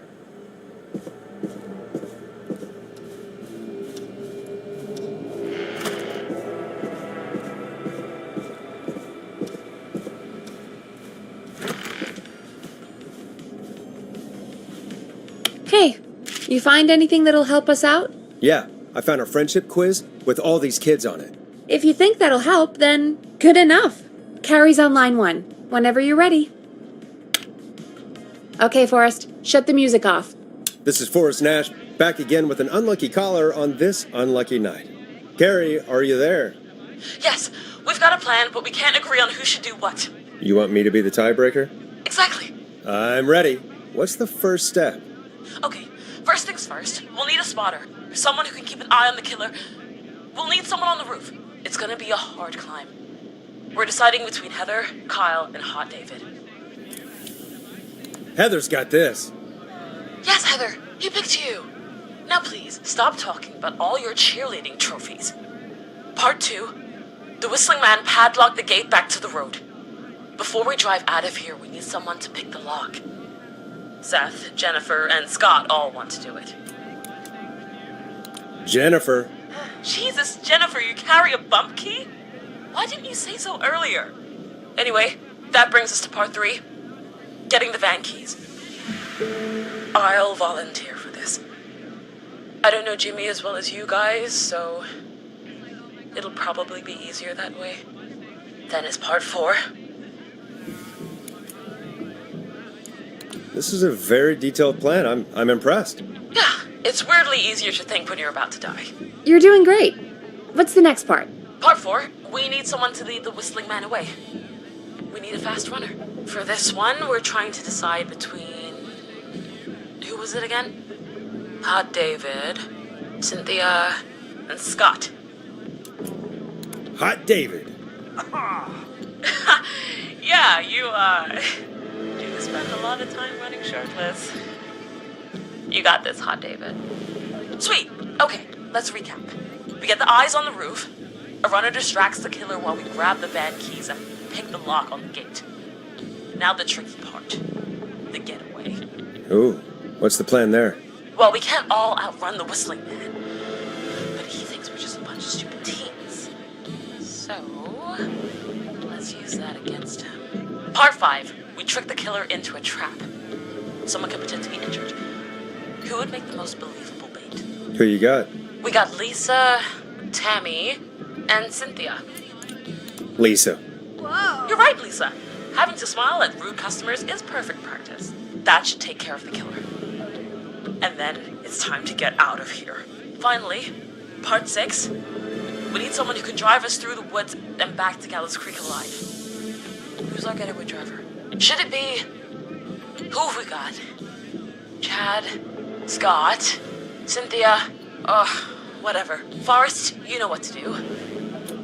Chad. Oh, perfect. Your go-karting experience will be great, Chad. Thanks, Forrest. We'll just take a few seconds for ourselves, and it's go time. Sounds good. Talk to you in a sec. Good luck, Carrie. That actually sounded like a pretty good plan. Impressive as hell, right? Damn straight.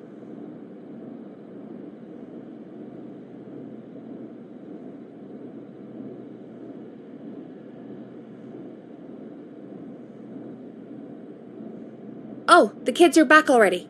Line 1 again. If you're just tuning in, we're coming to you live with a bunch of teens about to flee a madman.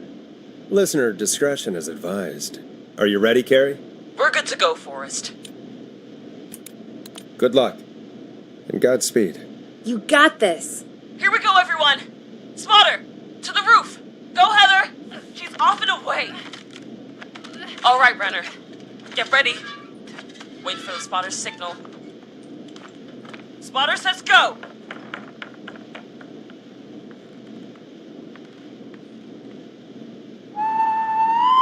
took the bait. Lockpicker, go. I'll get the keys off Jimmy.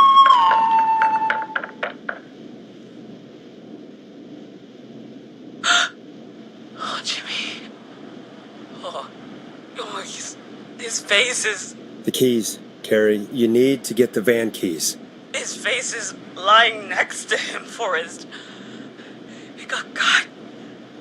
Oh, God. Just, focus. Breathe. Right. The van keys. Got him. It's... Jennifer got the gate unlocked. And Hot David should be back any second. Perfect. It's working. I can't believe it's actually working. You're doing great. Focus. You got this. We got this. Next step, trap the killer. All right. Wait. Get into position. Everybody else, hide.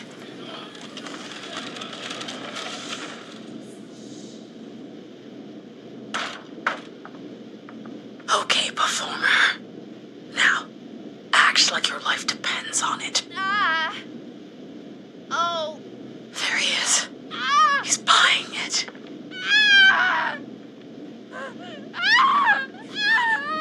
Now! Push the bookshelf over!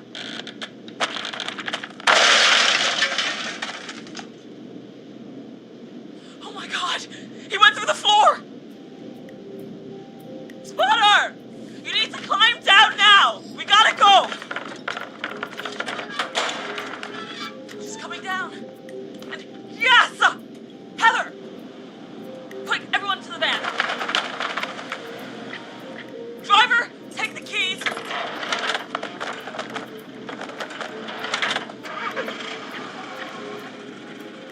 The damn gate swung shut.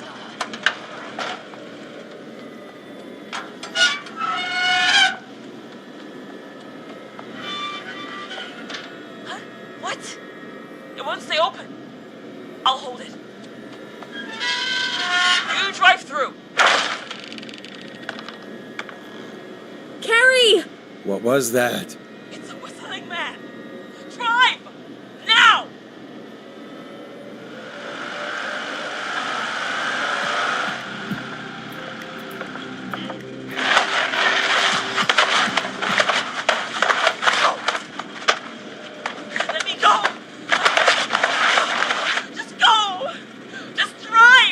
Oh my God.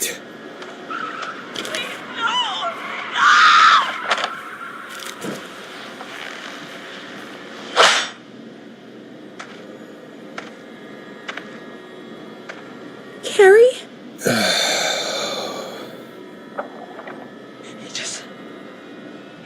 He just stared at me. Carrie! Carrie? Just stared at me and walked into the woods. I don't understand. Thank God you're okay. Can you get somewhere safe? I can make it home. Thank you both for helping. If you hadn't, It was your plan, Carrie, and it was a great plan. It was really all you, Carrie. Still, I need to get home. Breathe, Carrie. You're okay now. I'll call you when I'm somewhere safe. Talk to you then. Folks, that was a lot. Our thoughts go out to Jimmy's parents in this awful time. For any kids listening in, please stay inside and stay safe. And parents, hug your kids extra tight tonight. Here's a song for the girl walking home in the dark.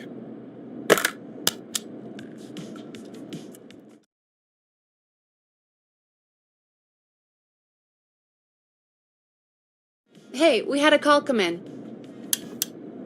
Forrest Nash here. Listeners, we've got another caller live on 189.16, The Scream. What's on your mind, caller? Hey, Forrest. I just wanted to phone in and say that I think I speak for everyone when I say that you're providing a real service for Gallows Creek tonight. It's cool what you're doing, man. Well, I'm just doing my job, friend. Anyway, tell me about yourself. What's your name? Are you keeping safe tonight? Yeah, man, I'm good, thanks.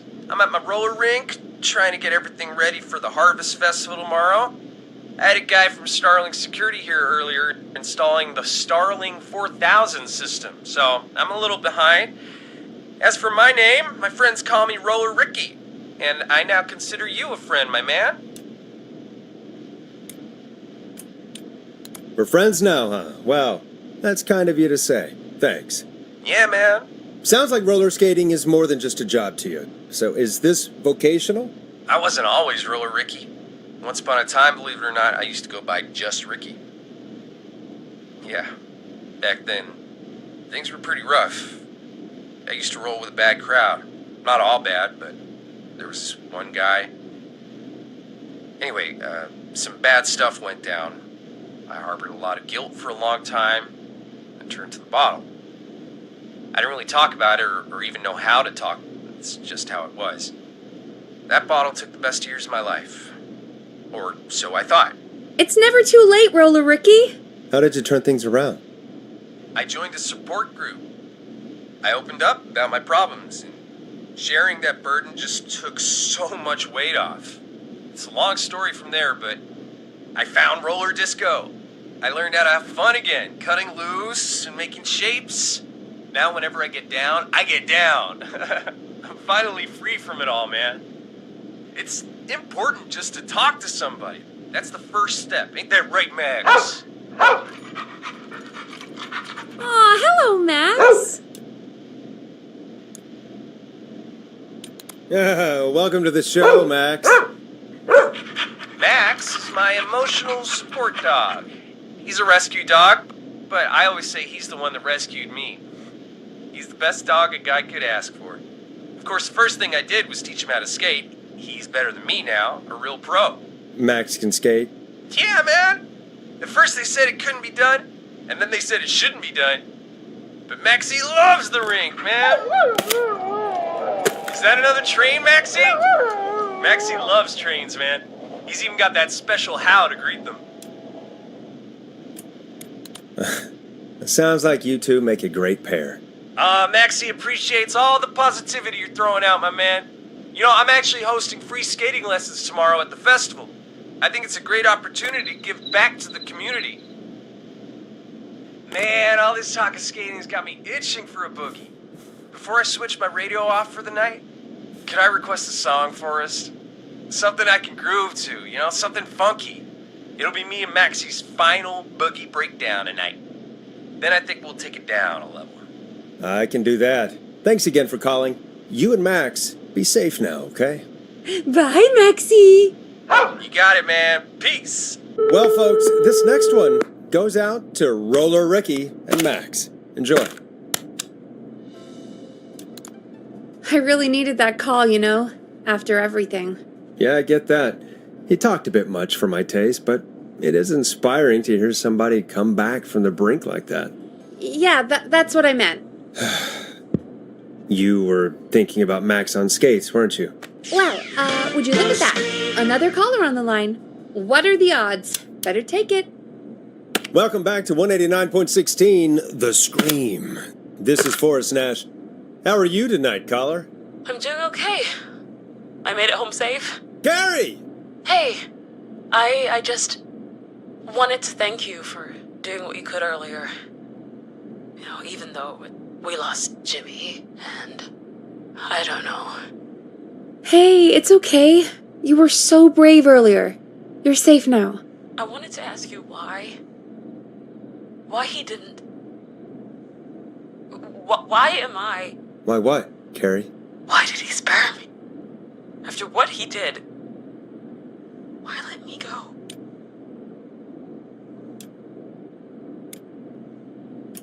Maybe he didn't kill you because he saw you as a victim. Maybe. But why would that stop him from killing me too? After everything he did to... These stupid hazing nights have to stop. Carrie, you did so well tonight. Stay safe and rest. Help is coming to Gallows Creek. We just need to hold on. Thanks, Peggy. Hey, Forrest? Could I request a song? Of course, Carrie. What song? Any song by Blast Processor. And thank you. This next one goes out to Carrie.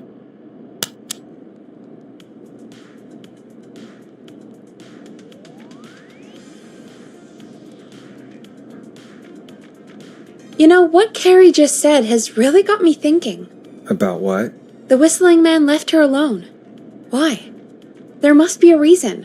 When it comes to masked whistling killers, I don't think a reason is a key part of their process. Well, it's something to consider.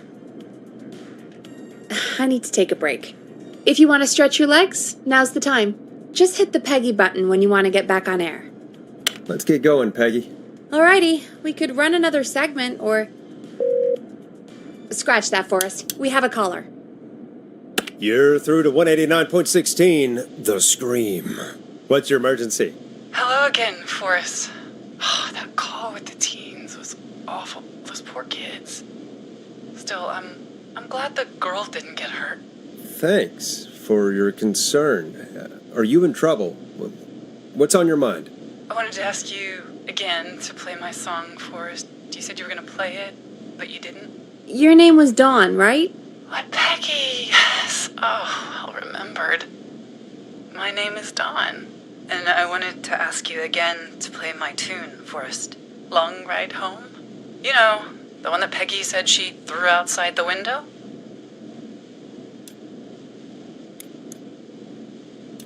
I'll play a track for you, Don, but maybe pick another one. We don't exactly have that one in rotation right now. No, Forrest. You do have it. It's just outside the window. There's a serial killer on the loose. I can't just go outside hunting for a record. I'm really sorry, Dawn, but we just can't get it right now. But wasn't the whistling man just at the old murder house? It's miles from the station. It won't take you a second to grab it. Call us back tomorrow when this is all over, Don, and I'll gladly play it for you then. No, that won't do. Don't worry. I think I can bring you around. Forrest? Peggy, I'm calling with more than a request. I know something.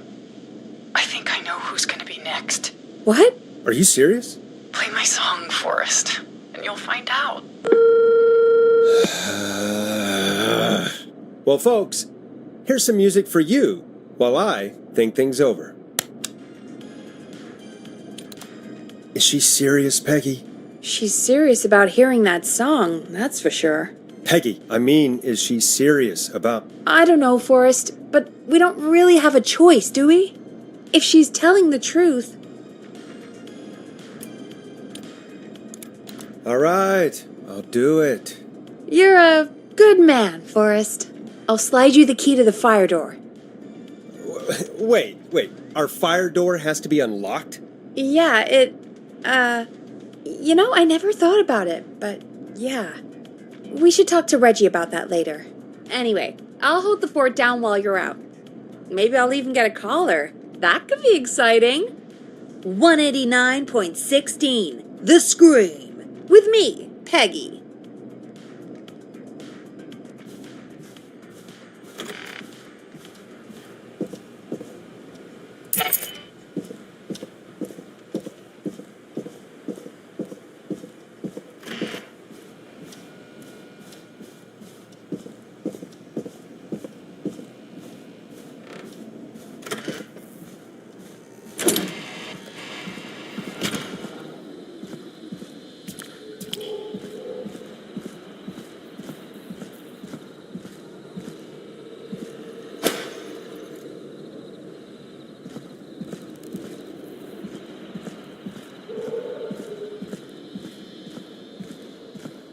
You know, I hope she'll be happy when I'm brutally murdered by the Whistling Man. Out here, in the open, alone.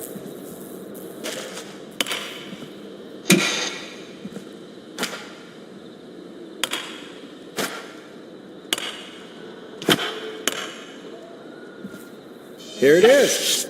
Long ride home.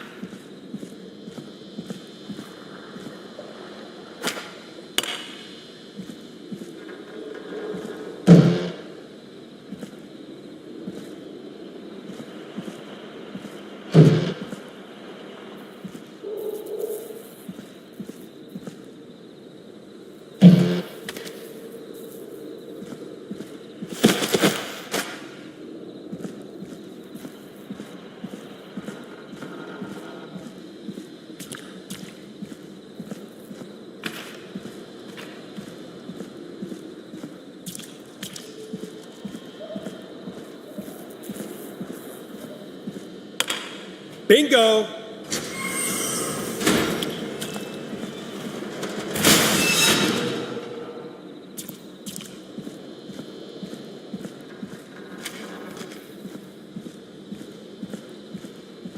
I could probably survive that fall.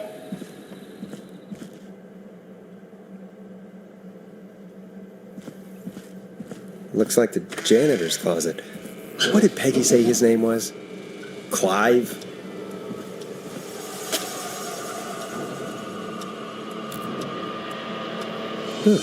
There's a key. I'll just take that. Might be important. What the hell? Peggy is not going to believe this.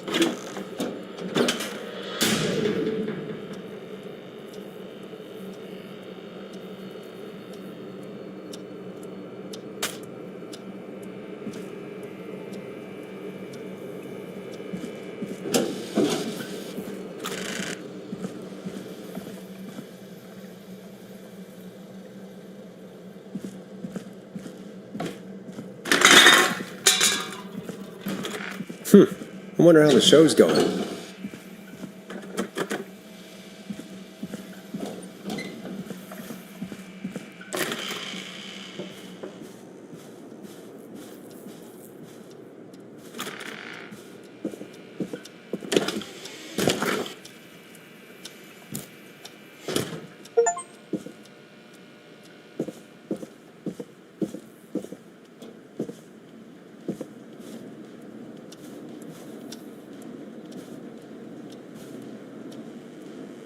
Nice. New music to play.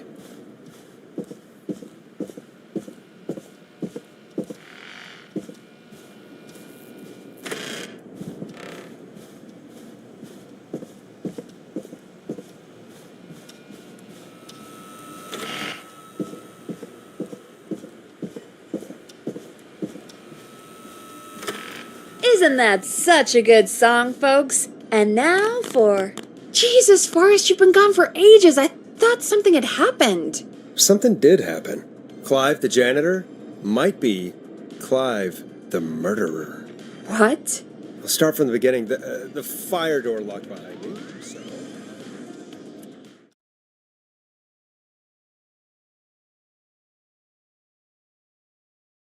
Why did you heave that thing all the way up here? Because the basement's creepy as hell, and I don't like standing around down there. Fair. Alright, let's run through this again.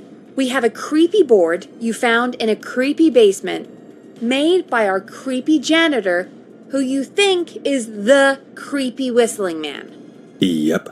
And on the creepy board are the names Chuck Brody, Kim Walker, Rebecca Allen, and Aunt Williams. Correct. And you think one of these people will be the whistling man's, Clive's, next target. That's right. And we've got to find him. You said there are 4 locations listed there too? The hospital, the power station, the gas station, and the trailer park. Clive must think the target is at one of those locations. Forrest, you're gonna have to figure out if any of the potential targets are at one of these locations tonight. Hit the button if you need any help. How's it going? I'm ready, Peggy. Are you sure?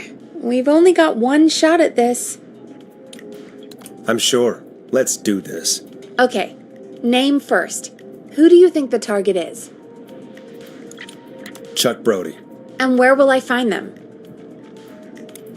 The gas station. Okay, I'm dialing. One moment.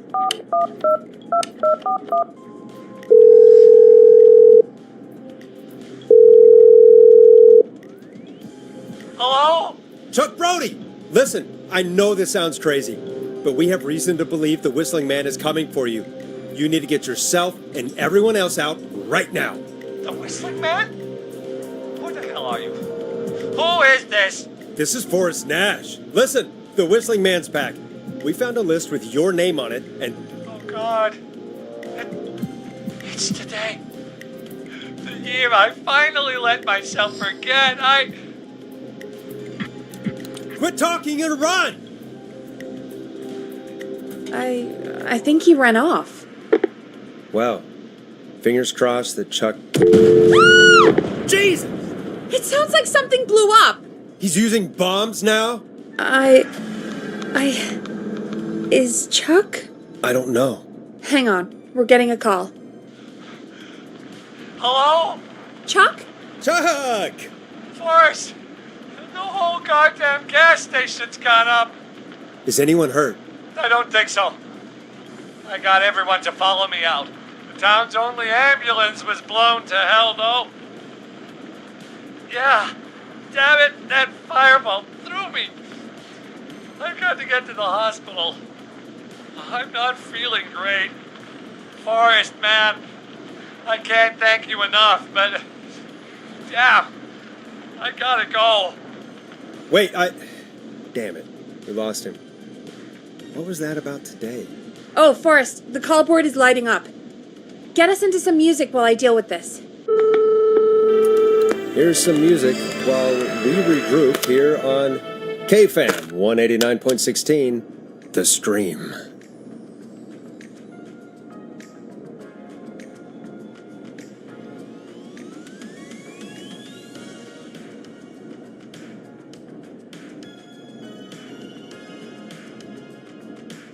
There's gotta be more in the basement to show us who Clive is targeting.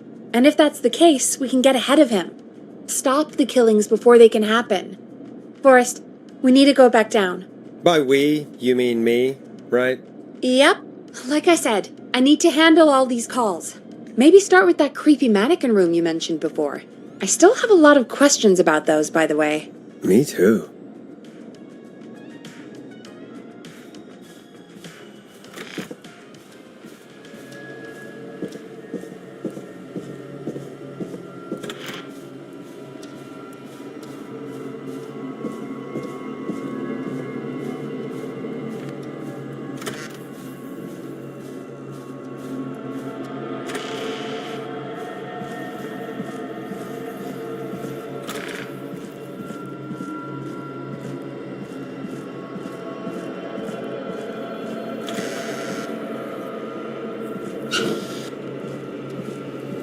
The key? Was this always here? I must have missed it when I brought everything upstairs.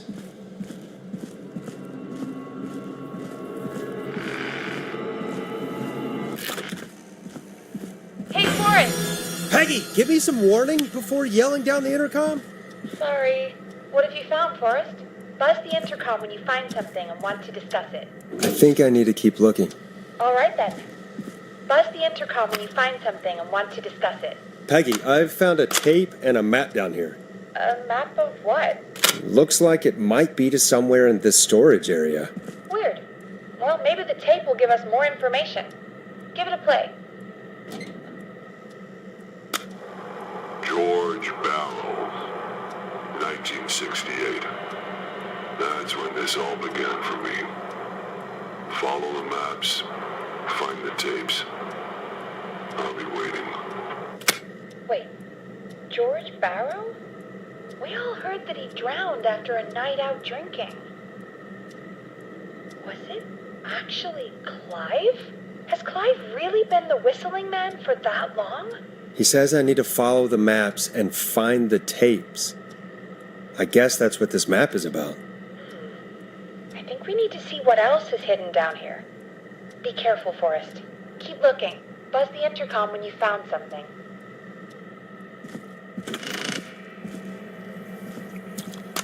Time of autopsy is 7 a.m. Cause of death is asphyxiation from drowning. The degree of rigor mortis indicates that the subject has been deceased for 5 hours. That puts the time of death...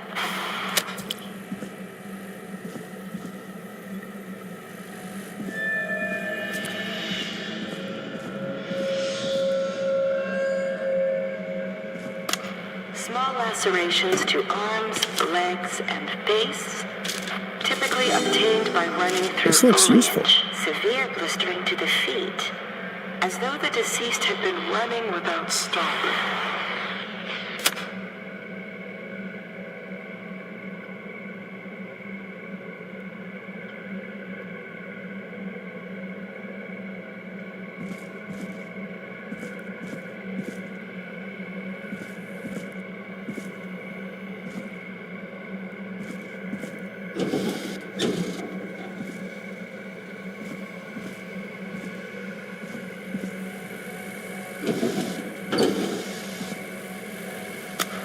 Additionally, there appears to be a post-mortem injury to the arm. It looks like it was trapped in a car door.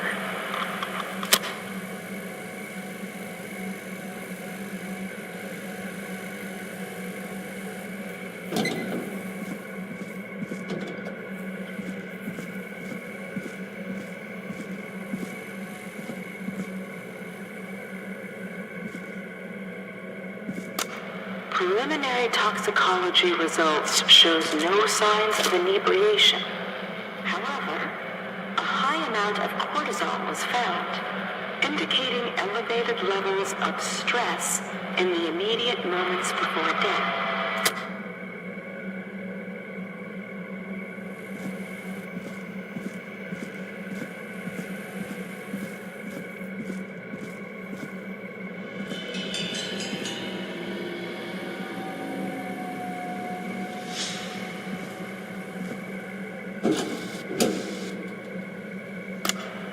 It is the coroner's opinion that the subject likely feared This for has his to be life important. and was chased, resulting in a fall from a height into a body of water where he hit his head, was knocked out, and drowned.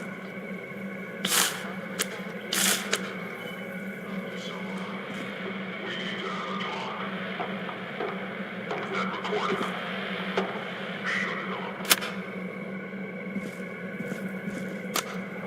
If you're listening to this, then Ooh, a new vinyl for my collection. What the... who likes to stay informed.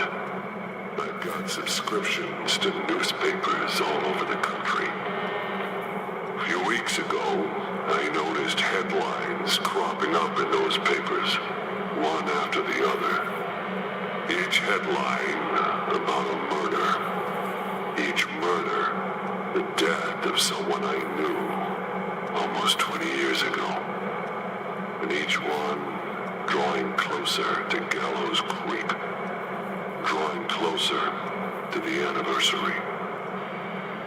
None of us are innocent, but I don't think we deserve killing. All I hope now is that I can save some folk from the worst. That I can. I don't know. Do something to make up for what I did back then, I guess. I didn't kill anyone, mind you, but that's past mattering. Now, there's more I could say, that I should say, but my employer made it clear.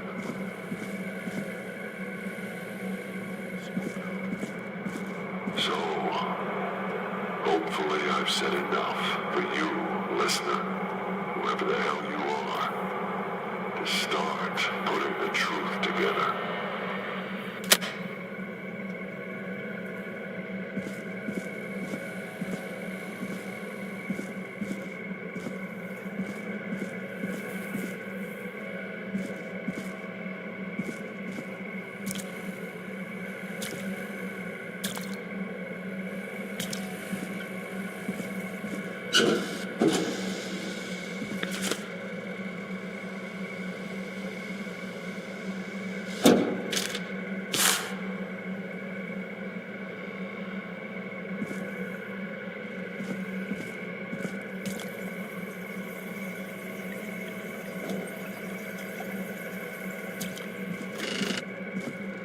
What have you found, Forrest? It's an autopsy tape. Doesn't say for who, but I think it must be for George. Poor George. He was so young. Something's bugging me, Peggy. What do you mean? I swear I recognize the voice of the woman talking on the tape. I just can't place it. Seriously? Do you think you've met her before? I don't know. I mean, I just got here recently. I don't know. Found another tape. It talks more about how George died. What did it say? It sounds like he was running for his life. Sprinting through trees and bushes, getting cut up all over. What would drive someone to do that? I'm not sure yet. There's also a tape about a toxicology report. There were no signs of drinking or that he was on anything. What? But everyone said he went swimming drunk and drowned. It was in the newspaper and everything. I found a written autopsy report. What does it say? According to that, it's just like you said at the start. George drowned after getting drunk. Said he liked to fight, too. But that contradicts the tape. I know. And I think I know why.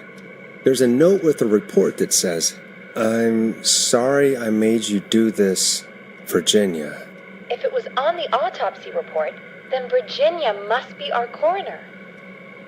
Wait, the caller from earlier, when we had to call the takeout restaurants, wasn't her name Virginia?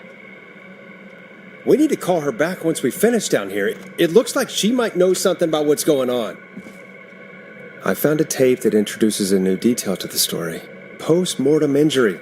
Apparently, his arm got caught in a car door. A car door? Yeah, after he died. How do you suppose they can tell? How can they tell? I'm a radio producer, not a coroner. The written report I found doesn't mention it at all. How did his arm get trapped in a car door after he died? Unless he got it when the police collected his body, I guess someone else must have moved him after he was dead to where he was eventually found. But the report, what is going on here? I found a police report. Mentions a friend from earlier, Sandra Sharp. Sandra. The jazz runner? That's right. She found George's body washed up at the reservoir. The reservoir? Yeah? What's strange about that? George got cuts from running through foliage, right? But there's no forest around there. Also, how did it wash up at the reservoir? What do you mean? Reservoirs don't have tides. But that's what the police report said. It's not possible, though. I did a school project on reservoirs and got an A. But, yeah, not important right now. The important thing is that it doesn't make sense. What are you suggesting, then? That the body was originally found somewhere other than what the report suggests? That the sheriff tried to cover it up, but accidentally let something slip? Something like that. I think. Well, Sheriff Matthews wrote the report. If he hadn't been eviscerated, we could have asked him. True. But Sandra is still alive. Once we're done down here, we should give her a call. In another tape, the coroner comes to the same conclusion as I did. George was running from something. Maybe an animal? Maybe, but then there's this next bit, where the coroner thinks he was moved post-death. So she agrees with us. At the end of the tape, someone burst in and demanded Virginia stop recording. I think it was Clive. This is starting to make sense now. This is a conspiracy to cover up what happened to George. I think I found Clive's last recording. I think Clive might be gone. Gone? I found a confession.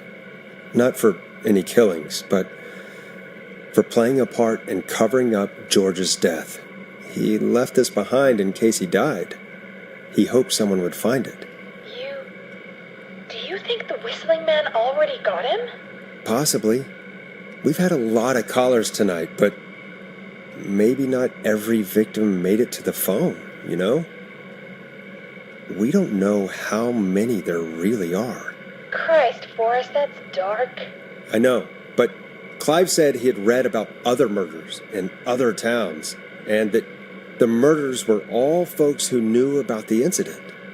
And the killings were getting closer to Gallows Creek. He said he wanted to do something good for once. The board in his office. He wasn't tracking people down to kill them. He was tracking them down to save them. Why didn't he just come out with all of this? He said his employer threatened his family if he spoke out about any of it. His employer? The one who orchestrated the cover-up? Oh, Clive. I'm sorry for thinking you'd killed all those people. Do you think you found everything? I think so. Forrest, what's going on here? Someone wanted that boy's death to seem like an accident. And they hired Clive to make it look that way. Come back upstairs when you're ready. We need to figure out our next step.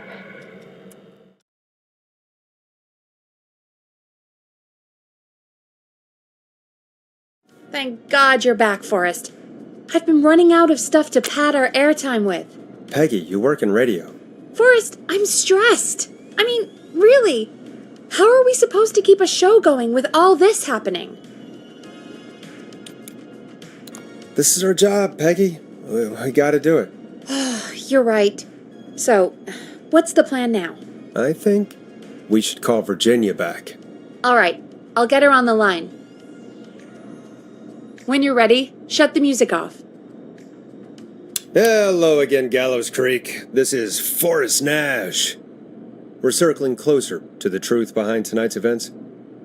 To this end, we're calling back one of our earlier callers, Virginia Sullivan. Fredman Plunker here? Who's this? Is it you? Goose? Plunker, hey, it's the radio man, Forrest Nash. Radio man? What's up? Solving mysteries, saving lives. The huge. Right on.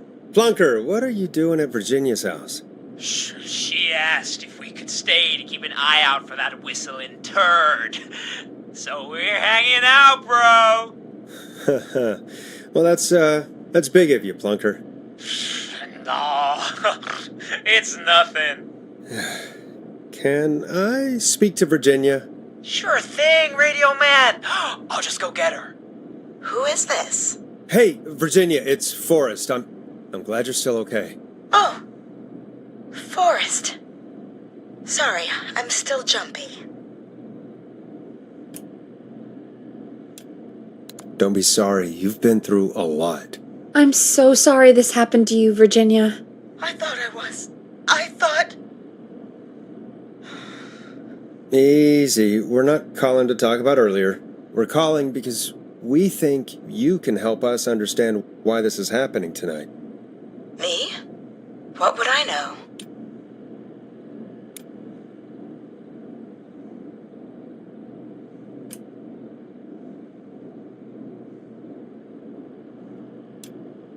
Does the name Clive mean anything to you?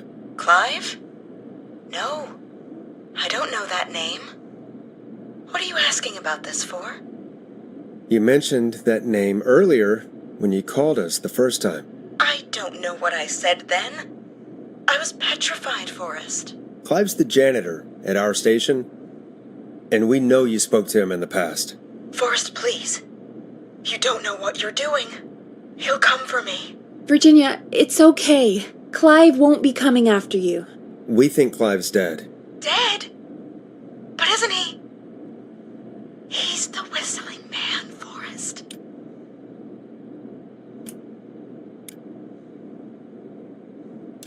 We found evidence to the contrary. But it's true. And we found your autopsy reports for George Barrow. How? I saw him destroy them. Well, he didn't. I don't know if he kept them or made copies or what, but we found them. And we know it's related to what's happening tonight, which is why we called you. Why did you write a false report? All right. One day, I came into work to find a boy on my slab. And as I finished the autopsy, this man, Clive, he just burst in.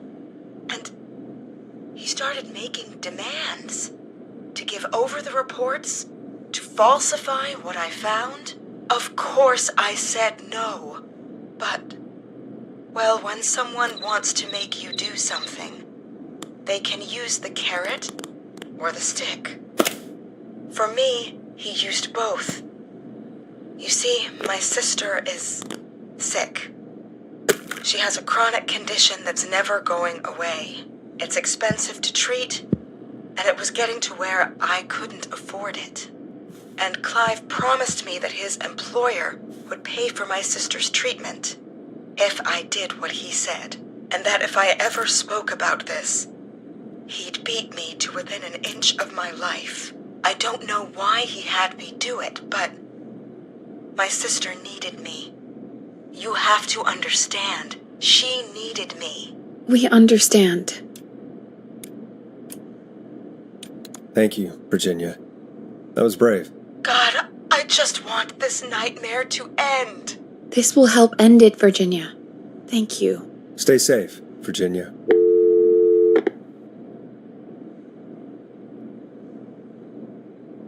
So, Virginia's tied up in all of this. Clive threatened her to keep quiet about George's death. But for who? Why cover up these details? Well, we know Sandra was involved in George's death. Do you want to call her? I do. All right, but before we go asking questions, I think we should know what we want to ask. Is that fair? Yeah, we need to ask her about finding the body. She was the one who discovered it, but something just doesn't add up. 100%. She knows more than she's saying. I wonder what she's hiding. We'll hopefully find out soon. Anyway, just be careful when you're talking to her. Don't push too hard. We don't want her to hang up. I'll be careful. All right, calling her now. Hopefully she's at her jazz studio.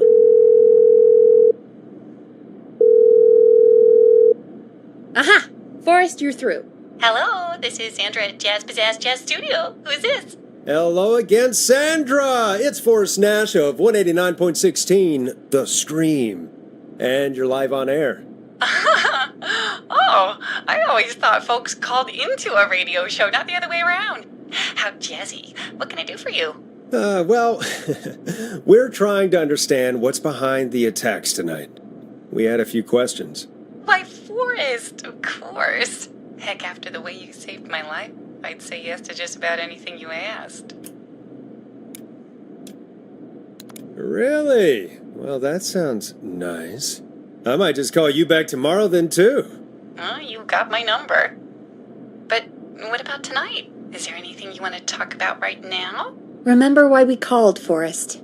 Of course. Do you know why the Whistling Man might have targeted you? Ha! As far as I could tell, he was just a knife-wielding psycho with superhuman cardio. He'd have chased after anybody. Right. Well, we think he might be chasing specific people. People who know about the death of a boy named George. Oh, I don't know anything about that. Sorry. Have you had to keep quiet about anything? Any secrets you've had to keep? What would I have to keep quiet about? I don't know. I mean, could be that you've seen something or heard something. I never saw anything. And even if I did, what would that matter? And it was years ago. Sandra, are you okay? It was years ago. We know, Sandra. You do? You know about? Yes. Of course. This studio is my life. After I found the body in the river, I couldn't lose my studio. Do you understand? Sure. I understand. When the rent just kept going up, he said he'd stop if I just needed to keep quiet. And everything would be okay. Of course. We understand. I mean, it's not like I killed him. What was the harm in saying I found him in the reservoir instead of the river? Right? Right? I'm sorry. I can't do this. And she's gone. I don't think that could have gone any better. You truly did great, Forrest. Well, folks, if anyone out there has any thoughts on what's going on tonight, please call in. That's good timing. We've got a call waiting just this second. Welcome to 189.16 The Scream, with me, your host, Forrest Nash. Hi, Forrest. I know this is really out of the blue with everything happening tonight, but I wondered if you could send a special birthday message to my uncle. No, I don't wanna. Oh, come on! It's his birthday. I won't have a chance to do it again until next year. May as well, Forrest. Fine. What's his name? Thank you, Forrest.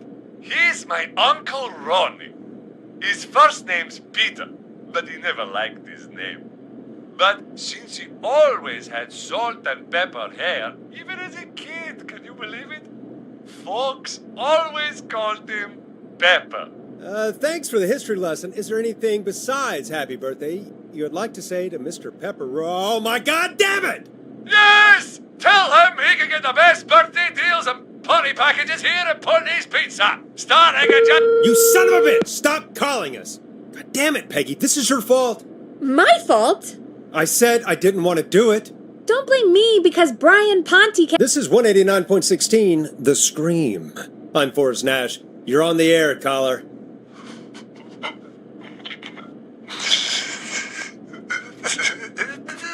Caller.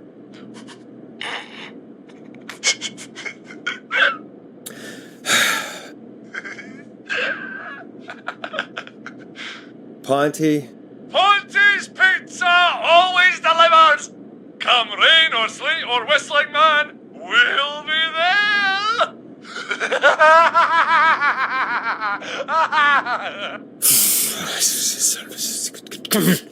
Forrest? Forrest? Are you okay? Forrest? I hope the Whistling Man gets him with his own pizza slicer. Jesus, Forrest? Sorry. That was too much. It's okay. It's been a high-stress night. Don't worry about him anymore, okay? Not for tonight, anyway. I think he's spent for now. We've got another call, whenever you're ready. Folks, don't spend your money at Ponte's Pizza. That's all I'm going to say about that. Moving along, I'd like to welcome another caller to 189.16 The Scream, with me, Forrest Nash. Who, may I say, is calling? Well, hello again, Forrest. Dawn. I bet I know why you're calling. I'm sorry I didn't play your song. There's a lot going on. But please? Never mind that now. First, I'm calling because I need your help. Are you in danger? I sure am. Do you mean Yes, he's after me now. you? I think so. He must have heard me on the radio helping you. Right. Okay. Tell us everything. I was out following a lead, trying to work out who would be next, after Chuck. And what happened? And I started to feel like I was being followed. I came back to my apartment building, but this newfangled security system has me locked out. I need you to help me get inside.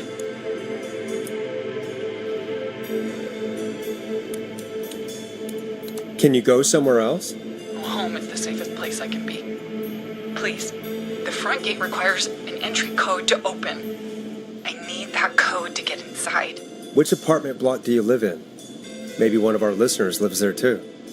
It's the new Woodside apartment building between the town hall and the trailer park, but I doubt any of your listeners live there. I don't have many neighbors. Sounds like a prime piece of real estate. The sound really carries at night. Shit. Starling 4000. User manual. Ah, these codes should come in handy. I'm guessing you're not a dog person. No, I'm not. It's my neighbor's dog. Boy, I wish he'd muzzle that thing and... Oh. And now he's blasting David Scopo out of his window. This night can't get any... The whistling man. He's coming down the street. I don't think he's seen me yet. Forrest, please. I need your help. I need the code for that security system, or I'm gonna die.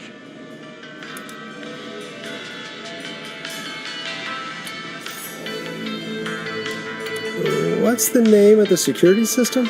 There's a sticker on the box. It says Starling Security 4000. There's a keypad, and it looks like it wants a 6-digit number.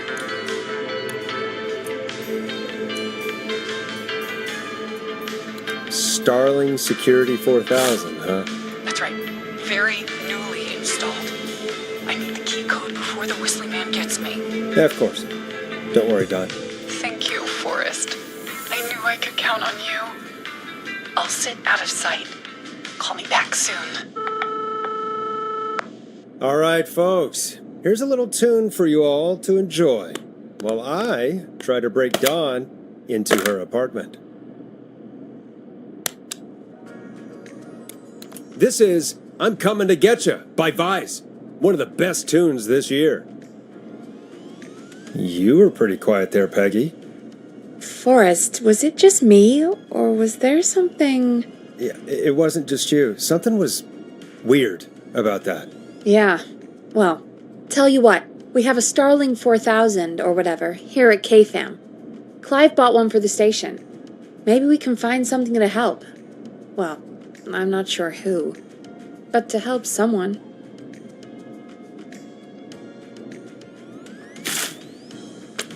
Okay, so she's locked out of the Woodside Apartments, and somewhere, Clive probably has the papers for the Starling 4000.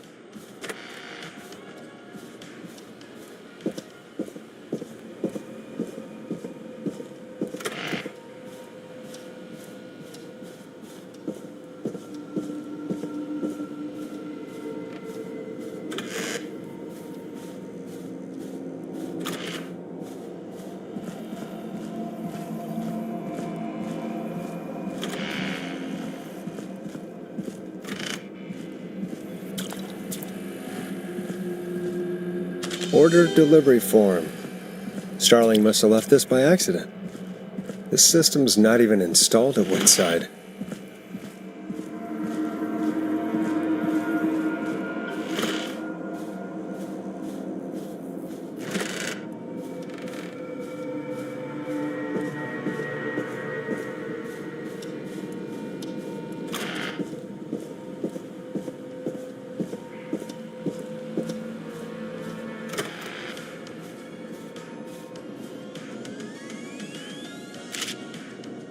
Welcome back, Forrest. Find anything? The Starling 4000 security manual. It's got a bunch of codes. Good. And did you find anything else? I saw a list of everyone else who bought the Starling 4000. Know who was on there? Oh my god. Roller Ricky! Do you think we should give him a call? Is that crazy? I don't know what you'd say, but... That might be a good idea. Okay, one moment.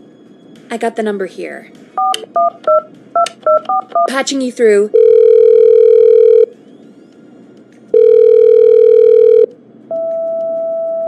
Shit. He probably can't hear it over the music. Forrest, I don't know about this.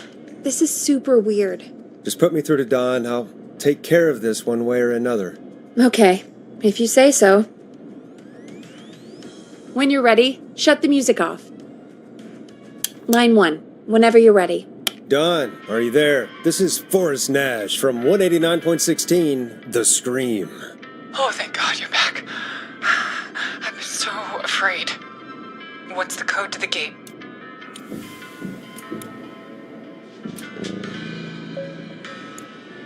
The code is 191519.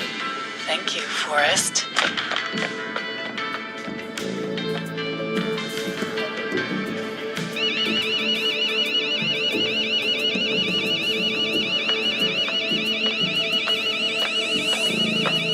Son of a bitch. Ah!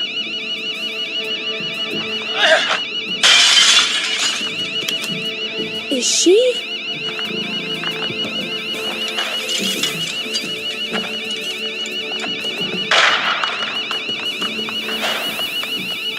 Yeah, stay out! Nobody disrespects the sanctity of the ring. Don't ever come back here again. I'm calling the cops! Thank God.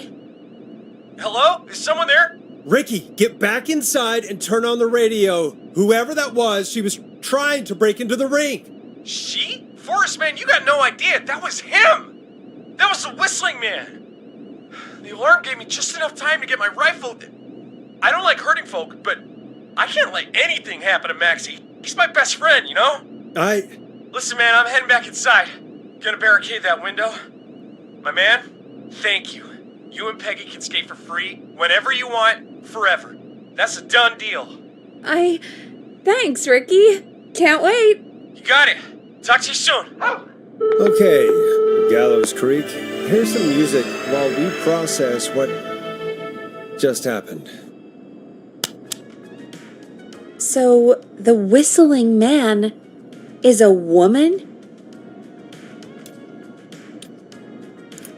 I know. I can't believe it. She called up. You spoke to her multiple times.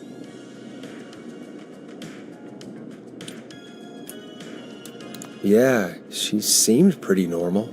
Why do you think she requested that song? To get me outside? Maybe, but how? She didn't know the song was outside to start with. That's right. She never actually attacked me out there. So? What now? I guess I should make an announcement. We do have new info. Okay, kill the music and you can make the announcement. Okay, you're live in 3, 2... Hey folks, this is Forrest Nash here. I hope you're all safely locked inside. For those of you listening to that last call, you might be wondering what to make of it all. Here's our take. We now believe the killer is actually a woman.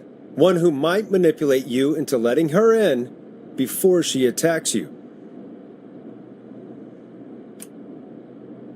We're neighbors. Look out for each other and stay safe. The killer was calling themselves Dawn. This could be a fake name. If anyone needs help or you have info on the killer, please call in. You folks have my new number, right? It's 911. Hopefully, our next caller can help shed some light on our killer. Hey, we had a call come in. Okay, folks, time to take a call. You're through to Forrest Nash on 189.16, The Scream. Hey, man. Murphy? Damn straight. What's going on, Murphy? You in danger again? Nah, man, I've just been listening to the show here at home. And since you asked folks to call in if they could help out, well, I'm calling. I don't know if I can say as much as other folks have, but I figure I wouldn't be a good role model to Fernando if I didn't try to help, you know? You're a good father, Murphy. Absolutely. Fernando's a lucky kid. Oh, thanks. So, what do you want to know? Well, what can you tell us? I don't know, really. All right. Well, do you know anything about the death of George Barrow? Absolutely nothing. Okay. What about the killer herself? Herself? Man, I didn't get my ass kicked by a lady. The man I went toe-to-toe with was a man. You heard the last call, right, Murphy? Yep. So you know it's a woman, and you were trained by a VHS, Murphy. I know, but... Man, how could it have been a woman under that mask? Let's just move on. Do you know anything about the history of the Whistling Man? No, sir. Tonight's the first time I ever heard of him. What? I moved here 3 years ago, man. What do you want from me? Hey, man, no worries. Just thank you for trying. Right. Sorry I couldn't help you all more, man. Now, if you'd have asked me about gators... Forrest, we have a call coming in. Sorry, Murphy. I think that's all we've got time for right now. All right. I'll catch y'all with the gator talk later. Night. Well, folks, that was a bust. But perhaps our next caller has more they can tell us. Let's find out. This is Forrest Nash, and you're listening. Please help me. My name is Casey Moore. I'm at 25 Nancy Drive. My best friend's been stabbed. He's bleeding everywhere. I don't know what to do. Please help me.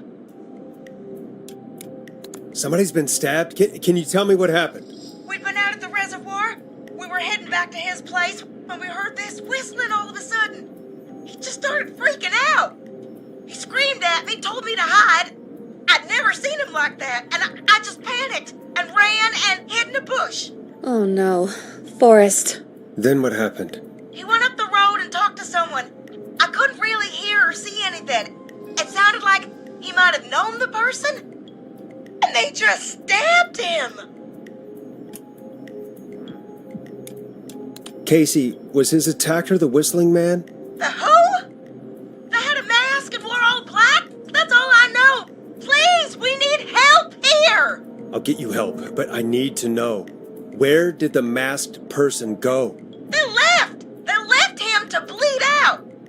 I waited until they were gone, then dragged him into the garage and called 911. Wait, why didn't she make sure he was dead? I don't know. I think I heard them say something like, "It's not so funny now, is it?" Before they left, but please, he needs to get to the hospital. I can't drive, so we need an ambulance. Forrest, the ambulance was destroyed in the explosion at the gas station. You should get all the info you can. What's your friend's name, Casey? It's Jason Parker. Can you tell us where Jason was stabbed?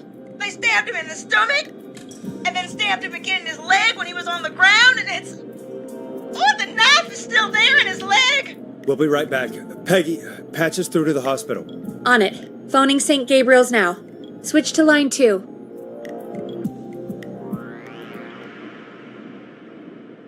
Hello, St. Gabriel's Hospital. How can I help you? Hi, this is Forrest Nash from 189.16. We have a stab victim at 25 Nancy Drive named Jason Parker. He's been stabbed in the stomach and the leg. He's bleeding heavily. Oh, God, I'm sorry. But the ambulance is, well, you know. I know, but please, we need something, or he's going to die. Forrest, Listen, you're going to have to get him here. We need to see him, and we can't get there ourselves right now. We don't have any way to drive him right now. And even if we did, he's bleeding out fast. All right, listen. We need to buy him time to get here. That means stopping the blood first, and then finding someone to stabilize him. To stabilize him, you really need someone with first aid training. Do either of you have any? No. Me neither. Damn it.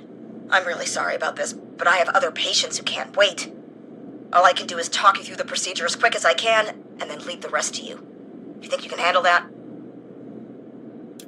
Hit me. I'm sure we can handle it. Okay, from the top. If he's bleeding out, then you need to get him comfortable and try to stem the bleeding. Lay him down. Apply continuous pressure directly to the affected areas. When the bleeding slows, get a clean cloth of some kind and hold it over the wounds. Get them comfortable. Apply pressure.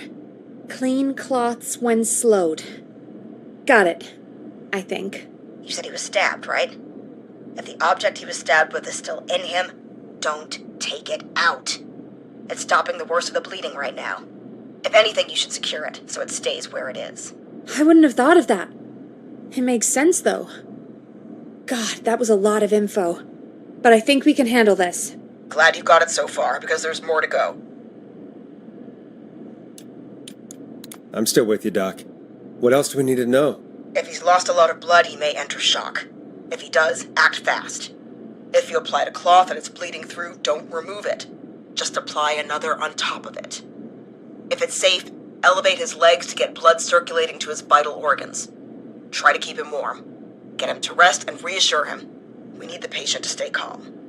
All right, don't replace bandages. Elevate his legs. Keep him warm and calm. This is a lot. I'm really sorry. That's as much as I can give you right now. Try to stop the bleeding. Find someone to get him stabilized, and get him here as quick as you can. Good luck. All right, Forrest. Casey's still on line 1. Hello? Hello, Forrest, are you there? I'm here. How is Jason doing? Badly, he's still bleeding. I need help. I've been putting pressure on his stomach wound since you left, but he's still bleeding. I don't know what to do. That's good, Casey. The nurse said to do that. What about the knife in his leg? It's gotta be hell. Should I pull it out? No, don't touch the knife. The bleeding will get worse if you pull it out. Are you sure? I'm sorry. I'm gonna stop making suggestions. No, don't worry, Casey. We're a team here. We're all going to get Jason through this. Casey, is his leg wound bleeding right now? I hate looking at that knife. Yeah. It's bleeding. His stomach is worse, though. I think we need to secure the knife so it doesn't move around. Do you have anything you can tie around it? Yeah. There's some laundry piled up on top of the dryer, some cloths on the hood of the car, and what else? I guess I've got my jacket. Look in the laundry for something like a towel or a shirt. Hold that over the wound. Okay. Looks like I'm gonna have to buy you some new whites, Jason. Here we go. I'm sorry, Jason. It's secure. I'm putting pressure on his stomach again. I'm starting to think we might make it. Forrest, can I have a word? Casey, I'm going to have a quick word with Peggy. Keep putting that pressure on and let us know when the bleeding is under control. You're doing great. But what if something happens? We'll still be here. Just shout if you need anything, and we'll be there. I promise. Okay. I'll wait. Jason, please be okay.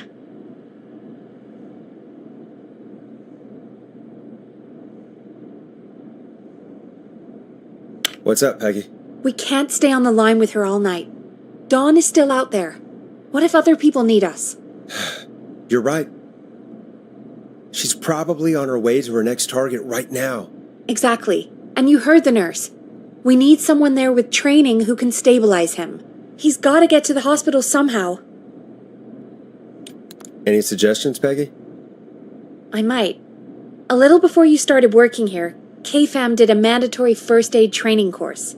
Me and Karen missed it because we were away on a producer getaway. You skipped it, didn't you? Never mind. So, how does KFAM's first aid course help us? Casey said they're at 25 Nancy Drive, right? Yeah? Why? They put up a bunch of cheap houses around there about 10 years ago. So a bunch of people here at the station live around there. Do you think any of them could help Casey and Jason? Probably. but I don't know who lives there.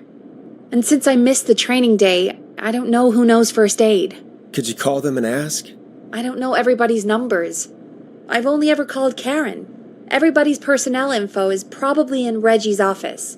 Got it. I'll look through their files in Reggie's office. It's a life or death situation. I'm sure they won't mind. Right. But there are a couple of problems with that. Naturally. It's sensitive information, so Reggie probably locked it in his safe. Great. Do you have any idea what the combo for the safe could be? Not a clue. Reggie's a serial note-taker, though. Maybe something in his office will give it away. Right. There is something else. I'm not gonna like this, am I? Have you ever heard, "The future is floppy"? Peggy, what the hell are you talking about? I'm talking about floppy disks. Floppy disks are like these futuristic things that have information on them. You put them in a computer and they do something. Peggy, I know what a floppy disk is. Anyway, Reggie decided that the future is floppy and started phasing out our physical records and replacing them with these floppy disks. I imagine it's the same for our personnel files. That's good to know. Since we haven't heard anything from Casey, I'm guessing Jason's okay for now. I'll check out Reggie's office and see what I can find. You'll need a key for that. I'll just slide it under my door now. Thanks, Peggy. I'll just have to look around.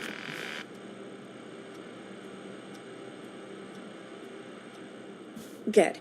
I'll patch my mic down to the office, so you'll hear me over the intercom.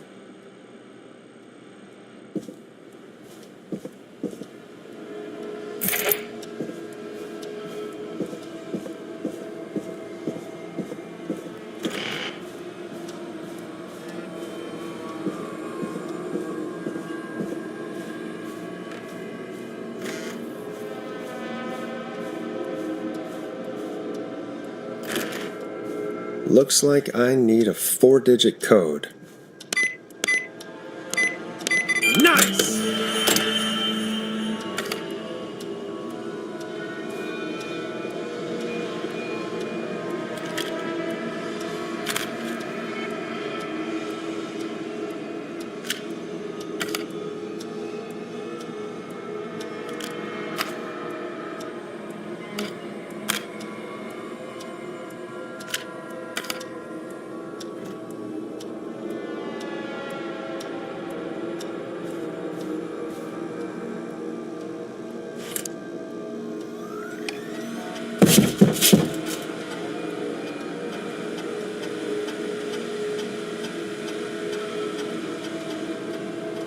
Hey, Peggy, you there?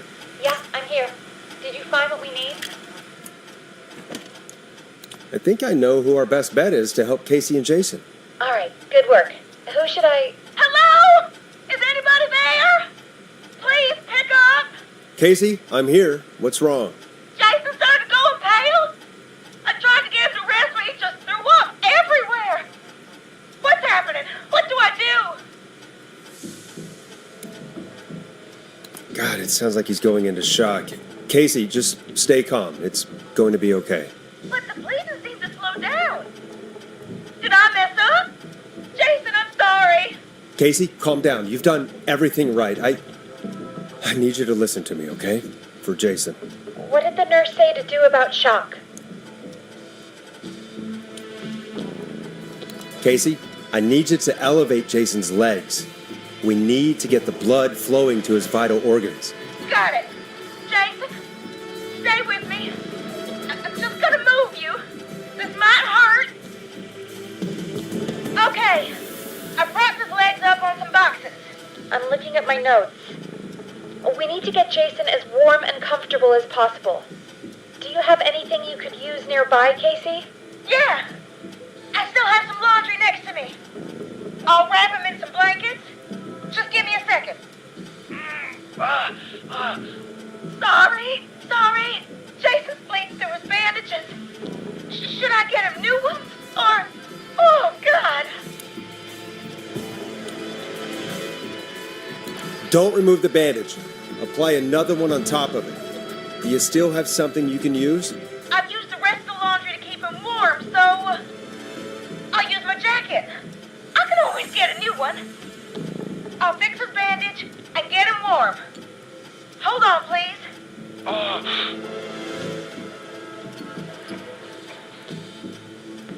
Sorry. I'm done. You're gonna be okay, Jason. Just relax now, okay? Forrest, I'm scared. He's not doing well. Is he gonna... Casey, I need you to be strong for Jason. Sit with him and reassure him that everything's going to be okay. Okay? Okay. But please, I can't give him what he needs. Please send help. I can't lose him. All right, Forrest, we need to hurry. Jason doesn't sound like he's doing too well. You said you knew who to call earlier? Who was it? We need to call John Hedges. He lives on Nancy Drive. He didn't really participate in the first aid training, but he's a former war medic. He's probably the most trained person we have. Really? I never really spoke to him before. A war medic, huh? Yeah, and according to Reggie's notes, John keeps all of his old equipment at his house. He's something of a hoarder. All right. What's his number? 5420735. Calling now. Let's hope he picks... Who the hell is this calling me? What time is it? John, it's Forrest Nash here at K-Fam. We have an emergency and we need your help. Forrest, if this is a work emergency, then it can wait until the goddamn morning. Just leave me a note like everybody else. A man has been stabbed by the Whistling Man, or... Never mind. He's lost a lot of blood and he's passed out.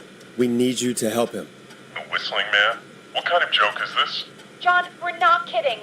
A man is gonna die if we don't help him right now. Seriously, I haven't been called on for over 10 years. Where's the patient? What's his condition? He's at 25 Nancy Drive. I think we got his friend to stem the bleeding, but he's gone into shock. He's passed out right now. You say he was stabbed? Do you know the extent of his injuries? From what we were told, he has 2 major stab wounds. One to the stomach and one to the leg. The knife is still in his leg, and the stomach wound is open. Understood. Let me grab a few supplies and I'll head right over. Damned if he dies on my watch. Thank you, John.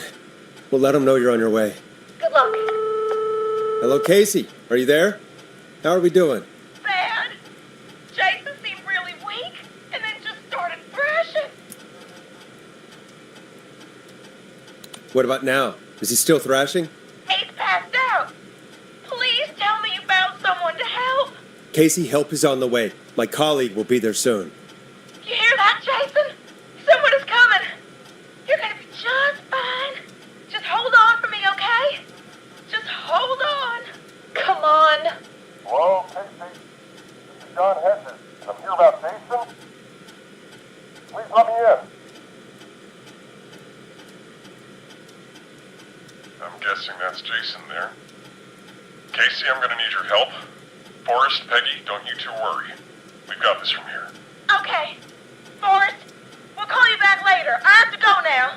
Good luck, everyone. God, I hope he's gonna be all right. And with that, the show moves on. We're sending our best wishes to Jason. Well, after all that excitement, I think we could use some music.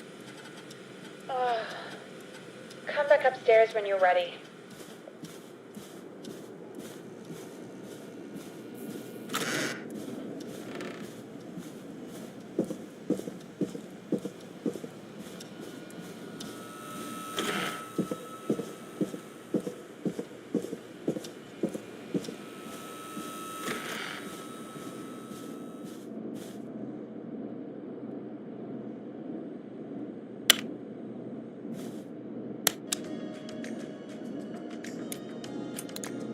Getting pretty late. This might be your last break for the night, so try to enjoy it. Give me a buzz when you want to go back on air. Let's roll. You got it. We've got another call coming through, too. Welcome back to 189.16, The Scream. I believe we have another caller on the line. How are you tonight, caller? Forrest, it's me, Roller Ricky. Oh, and Maxie's here too. Good to hear from you again. How are you both doing? Oh, we're good, man, thanks to you. You're like our guardian angel. That wouldn't be a bad look for you, Forrest. A little white wing halo number? Maybe something for the K-Fam Halloween party. All right, everyone, let's calm down. Ricky, I'm just glad we could help you and Maxie. Is there anything else we can help you with, Ricky? Actually, I think I have some info that might help you. Oh? What's that? You see, man, me and Jason know each other. You know each other? Yeah, we went to Gallows High and played on the football team together. He was a gnarly offensive linesman, and I was our star wide receiver. Runner Ricky, they called me. All right, and what does that have to do with tonight? Well, because George, the guy who drowned, he was on our team too. Tell me about him. What was George like? I didn't know him for long, man, sad to say. We had our first team party on the night he drowned. He seemed like such a good dude. Ricky, were you there when George drowned? No, man. Once the party turned, I beat feet out of there. Man, I remember George and his girl there. There was a whole lot of love, man. I could see it, you know? Ricky, please. What was her name? I never got her name, man. He just called her Bean. I didn't really know her before or see her after that. Then what did she look like? Please, tell us anything you remember. I just remember a pretty girl, man. I'm sorry. Ricky, you said the party didn't last long. What happened? We were just having a good time, and then the next thing I knew, everyone was running for their life. I looked up and saw a goddamn whistling man in the trees. And I never ran so fast in my life. I ran straight home. Didn't know about George until next morning at school. I'm guessing it was whistling night, wasn't it? That the whistling man was just another kid. Yeah. I don't know how George died, but I always felt like if anyone deserved to die that night, it should have been me. And Ricky, it wasn't your fault. You're not a bad person. I know that now, ma'am. It took a long time to learn, but yeah, just thought I'd tell you all what I know. Thank you, Ricky. This helps. Thank you. You got it, man. Anyway, I think it's time for me and Maxie to free up your phone lines. Thanks for listening, man. I'll let you to it. Night, Ricky. All right, folks. Looks like we got a new lead in the case. If anyone has any info about this mysterious bean, please call in. If she was George's girlfriend back then, she's probably in her mid to late 30s now. Huh. Oh, we have another call coming in, but hang on. What's up, Peggy?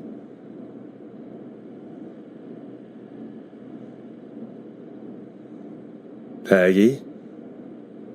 You're gonna want to take this call off the air. Who is it? Just do it. All right, folks, it's time for another track. Here's one to help you sit back and relax. We'll be right back after this.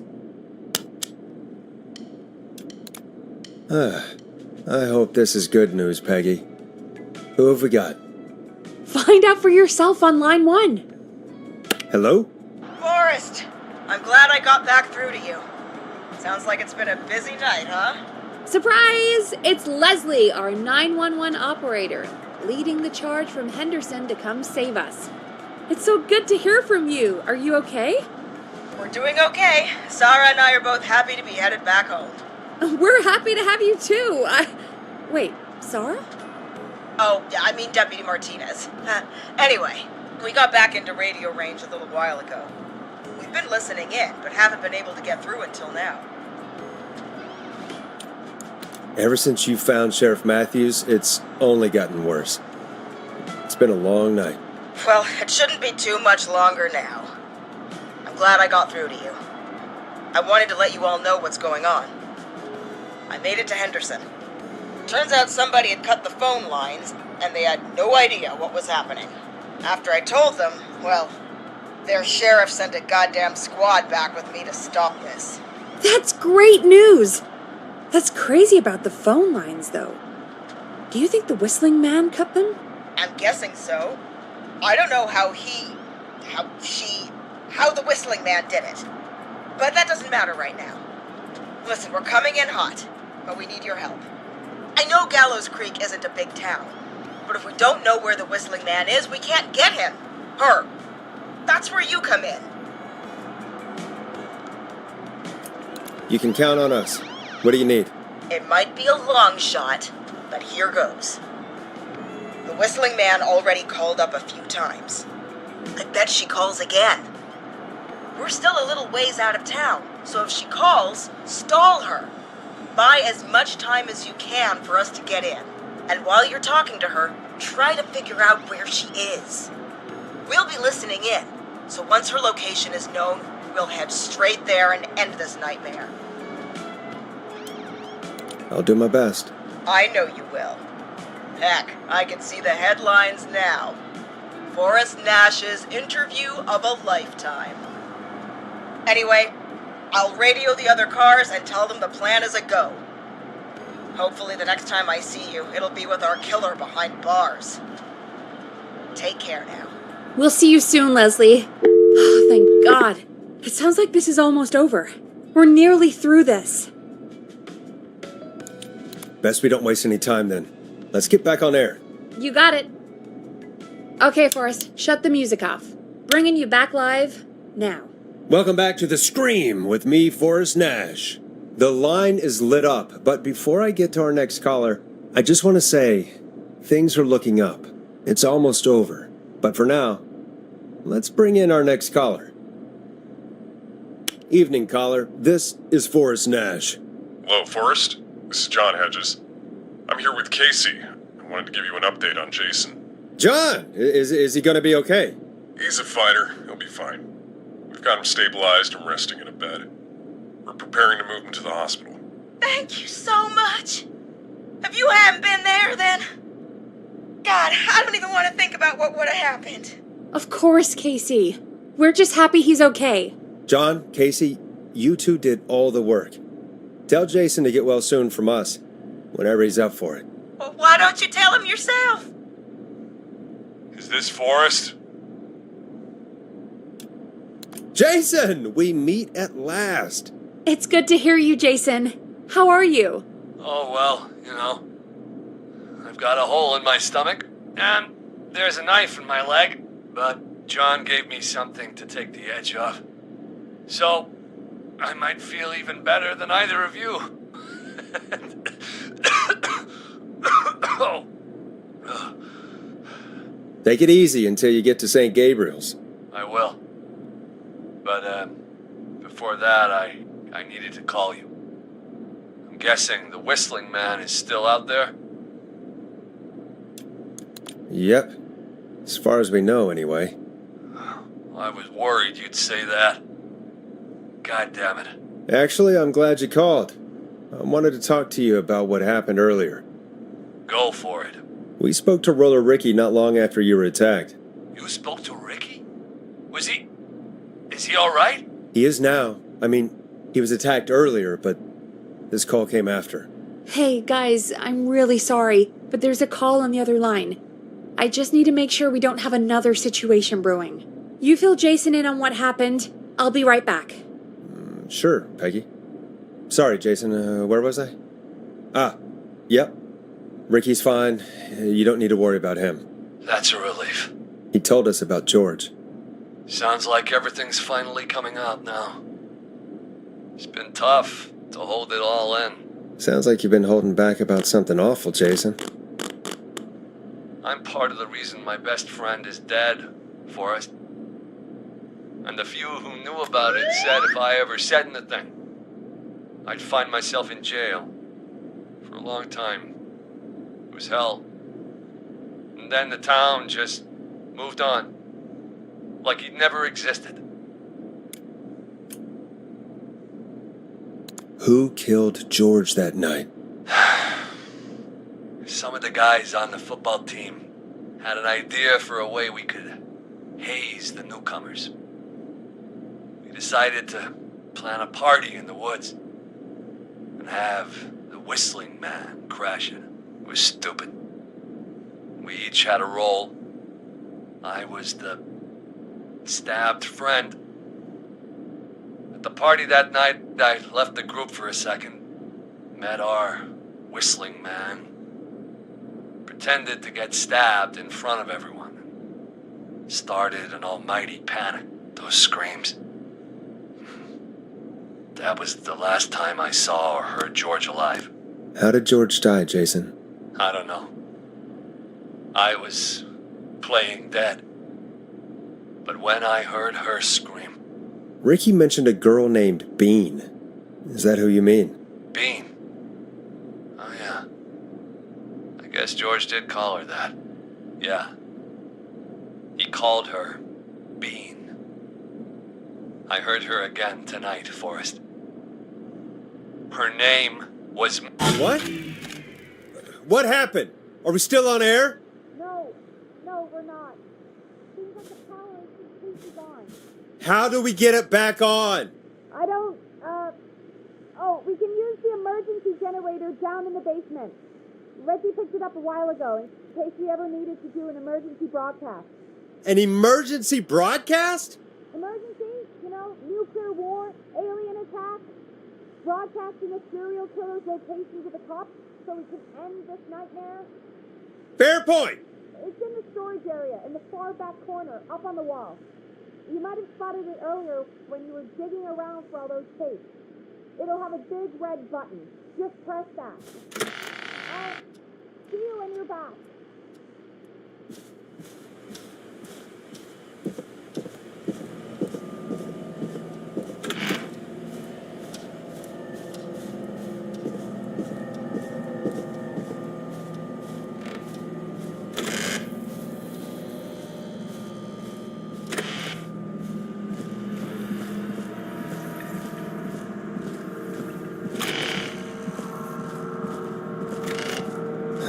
Far back corner. Why is this station so big?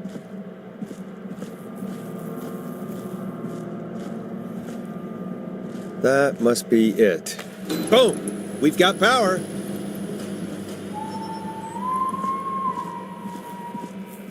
The Whistling Man. I need to warn Peggy.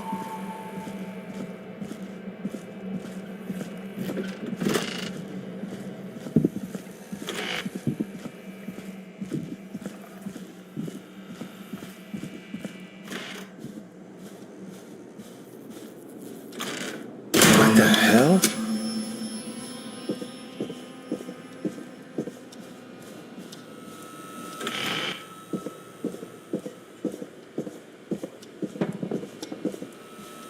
What? Why is it locked? Oh no.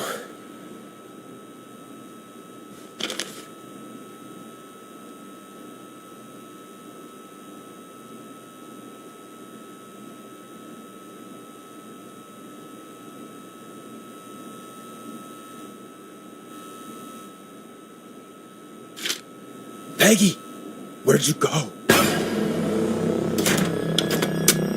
What the? No way. This can't be happening.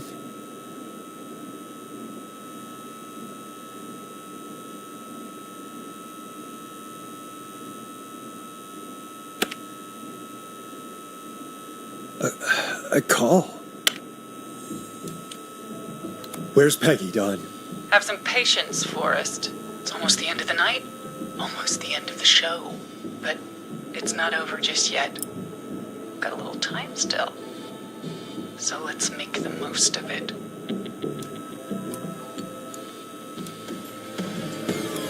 What do you mean? Make the most of it how? Well, I thought we'd end tonight's Whistling Man special with a special guest. The one who started it all. Let me take that out of your mouth and... You crazy bitch! Let me go! Welcome to the air, Mr. Teddy Gallows Jr. Wait, It's all gonna come out tonight, Teddy. Your daddy and his money saved you 20 years ago. But even if he crawled out of his coffin with all the money in the world... wait, where the hell is Teddy? How are you talking to him if you're here with me? Because I'm not there with you, Forrest. I'm here with Teddy. And if he says where that is, well, he knows he'll get it. See, you're standing right in front of me. Oh, I get it. You're wondering who's there at the station with you. Forrest Nash, let me introduce you and all of Gallows Creek to my boy, Henry Barrow. Your son? You mean you... Wait, that he... Yes, Forrest. He and I had a son. So there were 2 whistling men tonight. Of course. That explains how you were always able to get around town so quickly. And that's how you escaped the secret archives in the newspaper office. Don't think I've forgotten about that, Forrest. Locking my sweet boy away like an animal. And Murphy, he was right, wasn't he? He did fight a man. He did. I taught my boy to never run away from a fight. Hang on. Did you say Barrow? Then, are you... Let me just get this mask off. Damn uncomfortable thing. No wonder Mooney went crazy wearing this. There we go. Marie Campbell? George's old girl. Oh, well, it sure has been years since I last saw. Oh, God damn it.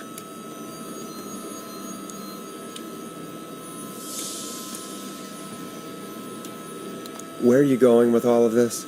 Everyone's gonna know now what Teddy did. He killed George that night. This night. 20 years ago. Listen to me. You're gonna talk when I talk to you. And not a moment before. Meanwhile, Forrest, I'm gonna give you the chance to talk. You're gonna help me reveal what really happened to George all those years ago. Okay, Marie. I'll do it. Good. Then let's talk about the night George was murdered. Murdered? Listen,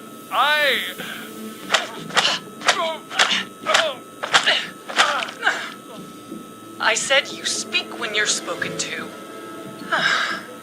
Now, I know you've done some good work tonight in piecing together what happened to George 20 years ago, and that's why I want you to interview us. Interview you? All right, I can do that. Thank you. I want you to help me and Teddy tell the story, Forrest. Do a good job. And hell, you might be the only one to leave here alive.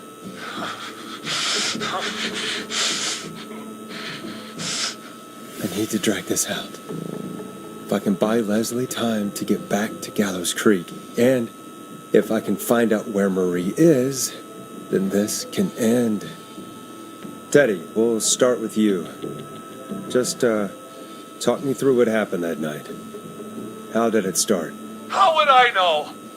It was 20 years ago. Teddy, be honest with me or we're both going to die. Honest?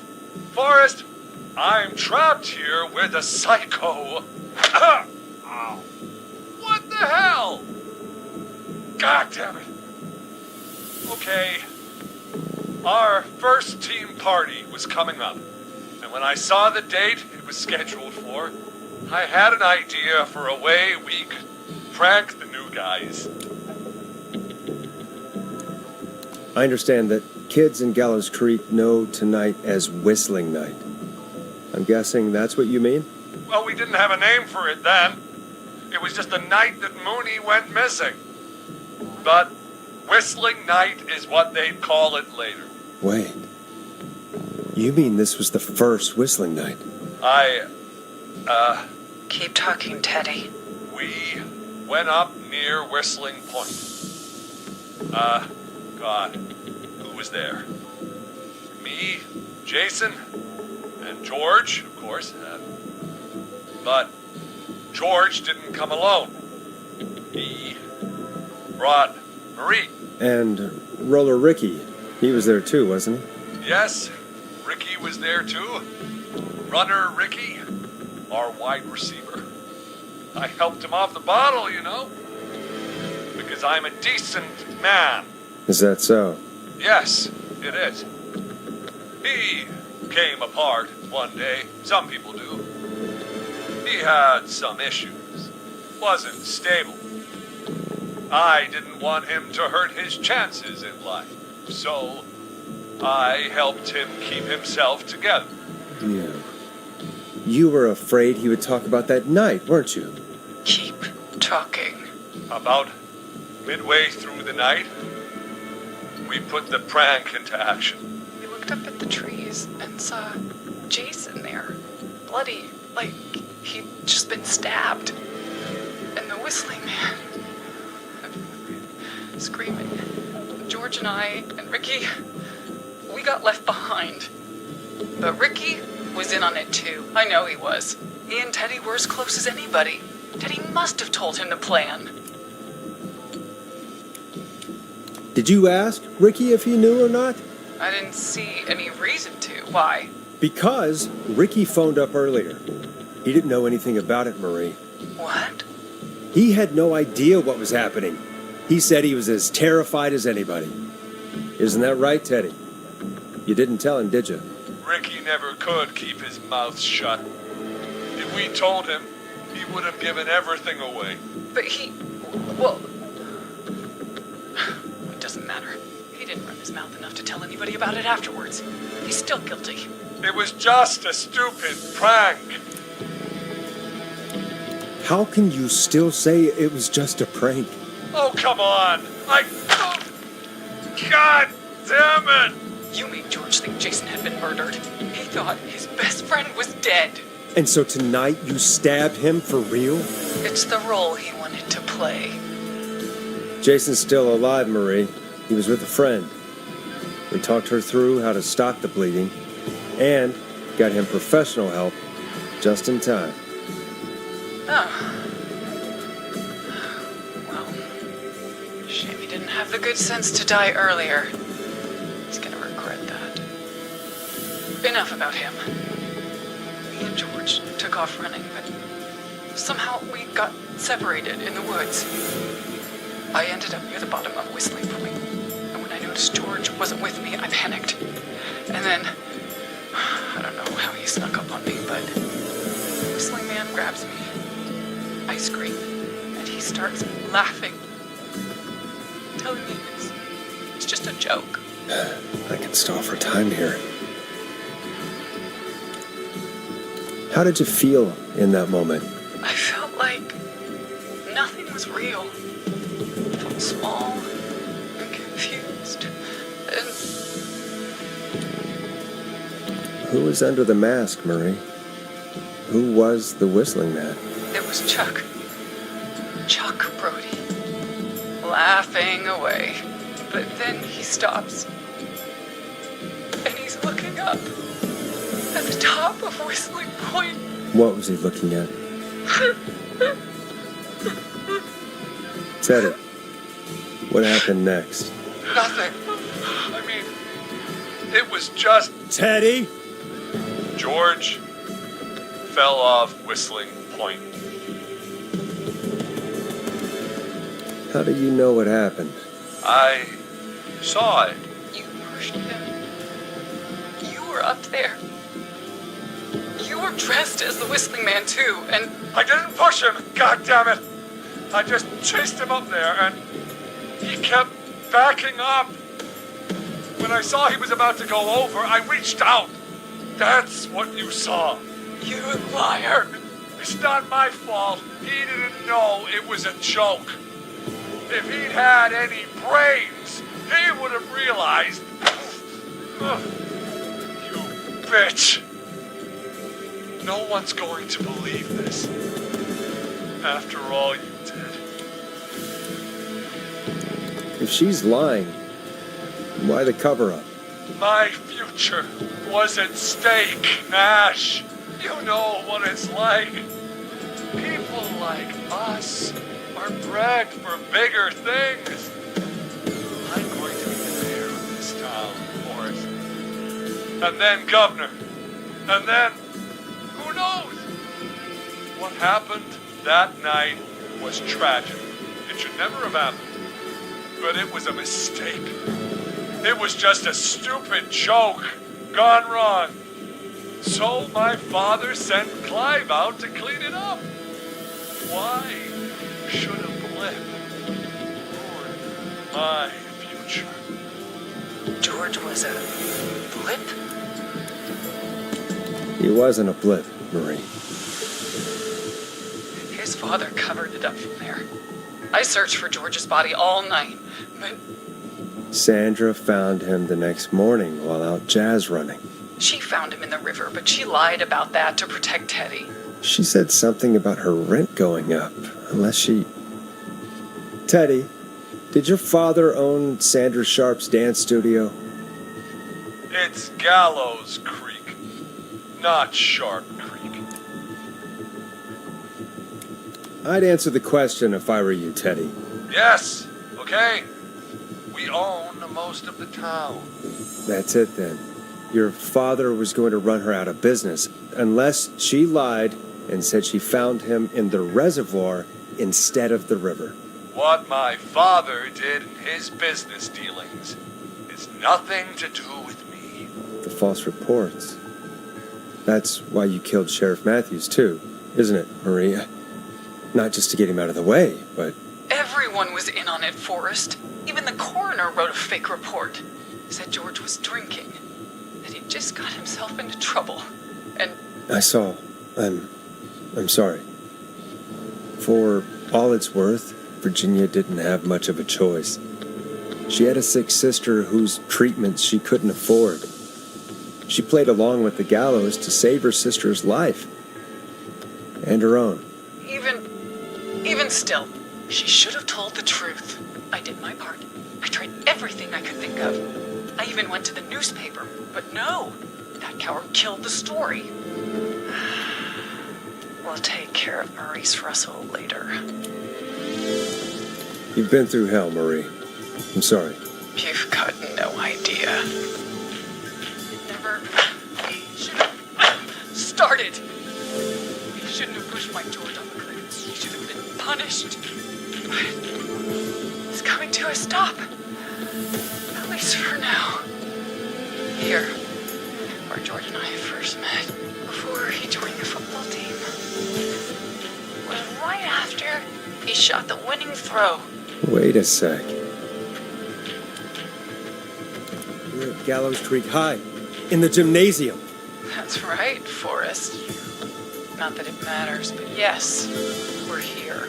Anyway, I think that about wraps up the interview with Teddy.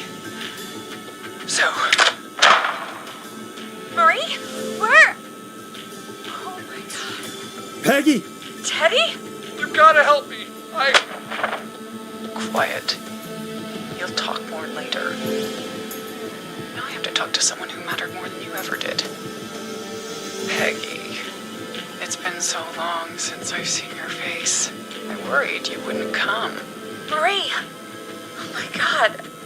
I thought you... And here I was, thinking you'd forgot me. I'd never forget my own sister. Sister? Peggy, what's happening? Why are you even there? Wanna explain, Peggy? Earlier, while you were speaking to Jason, I got a call. Do you remember? Well, it was from Dawn. She said that my sister Marie was there that night George died, and that I should come to the gym for a reunion. And when you walked in, you found out. That my sister is the Whistling Man. Good to see you too, Peggy. Why didn't you tell me any of this? She said that it was my last chance to see my sister. I knew you if I told you you'd try to stop me or come with me when we need you on the radio. And I just... I'm sorry. This has to be a lot for you. What happened to you, Marie? You just disappeared one day. Disappeared? I was thrown out, Peggy. I begged Mom and Dad to do something about what happened that night, but did they care? No. They told me to stay quiet. They only cared when they learned I'd been with George. And Marie, I'm so sorry. I never knew. it's not your fault. Really, it's Mom and Dad I should be seeing right now. But since they're dead and gone, well, I'll have to settle for the next best thing.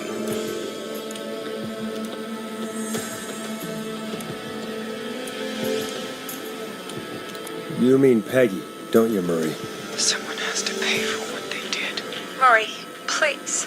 Mom and Dad are gone, Peggy. Besides, you forgot me.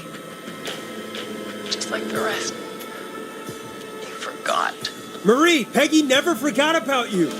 Keep your mouth shut. She kept a card from you. She kept it here on her desk. What card? The card you made me for my 8th birthday. What does it say then? Happy birthday, Peg. Now you're great and 8. Love, M.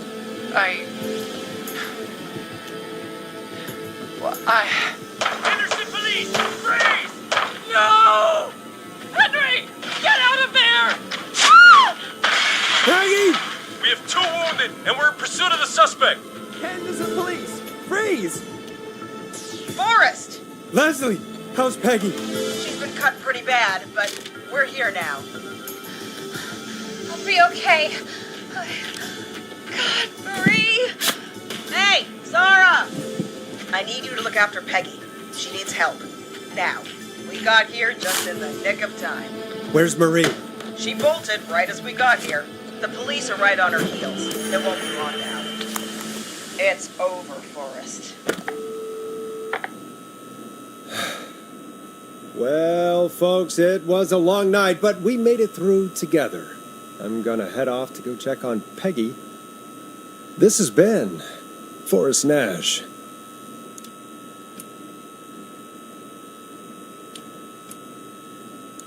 And it's been a scream.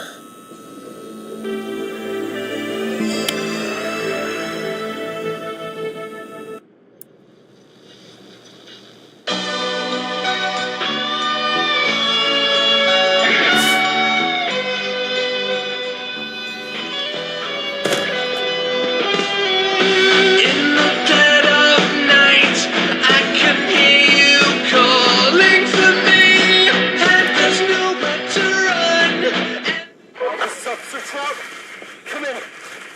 One suspect is in custody. Trail the other suspect into the nearby woods.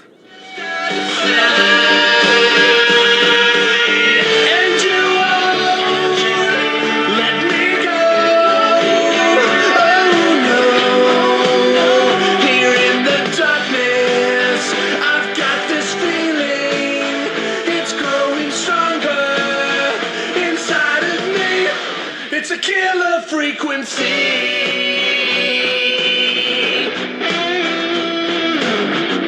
I can feel my heartbeat and it's bursting out of my chest.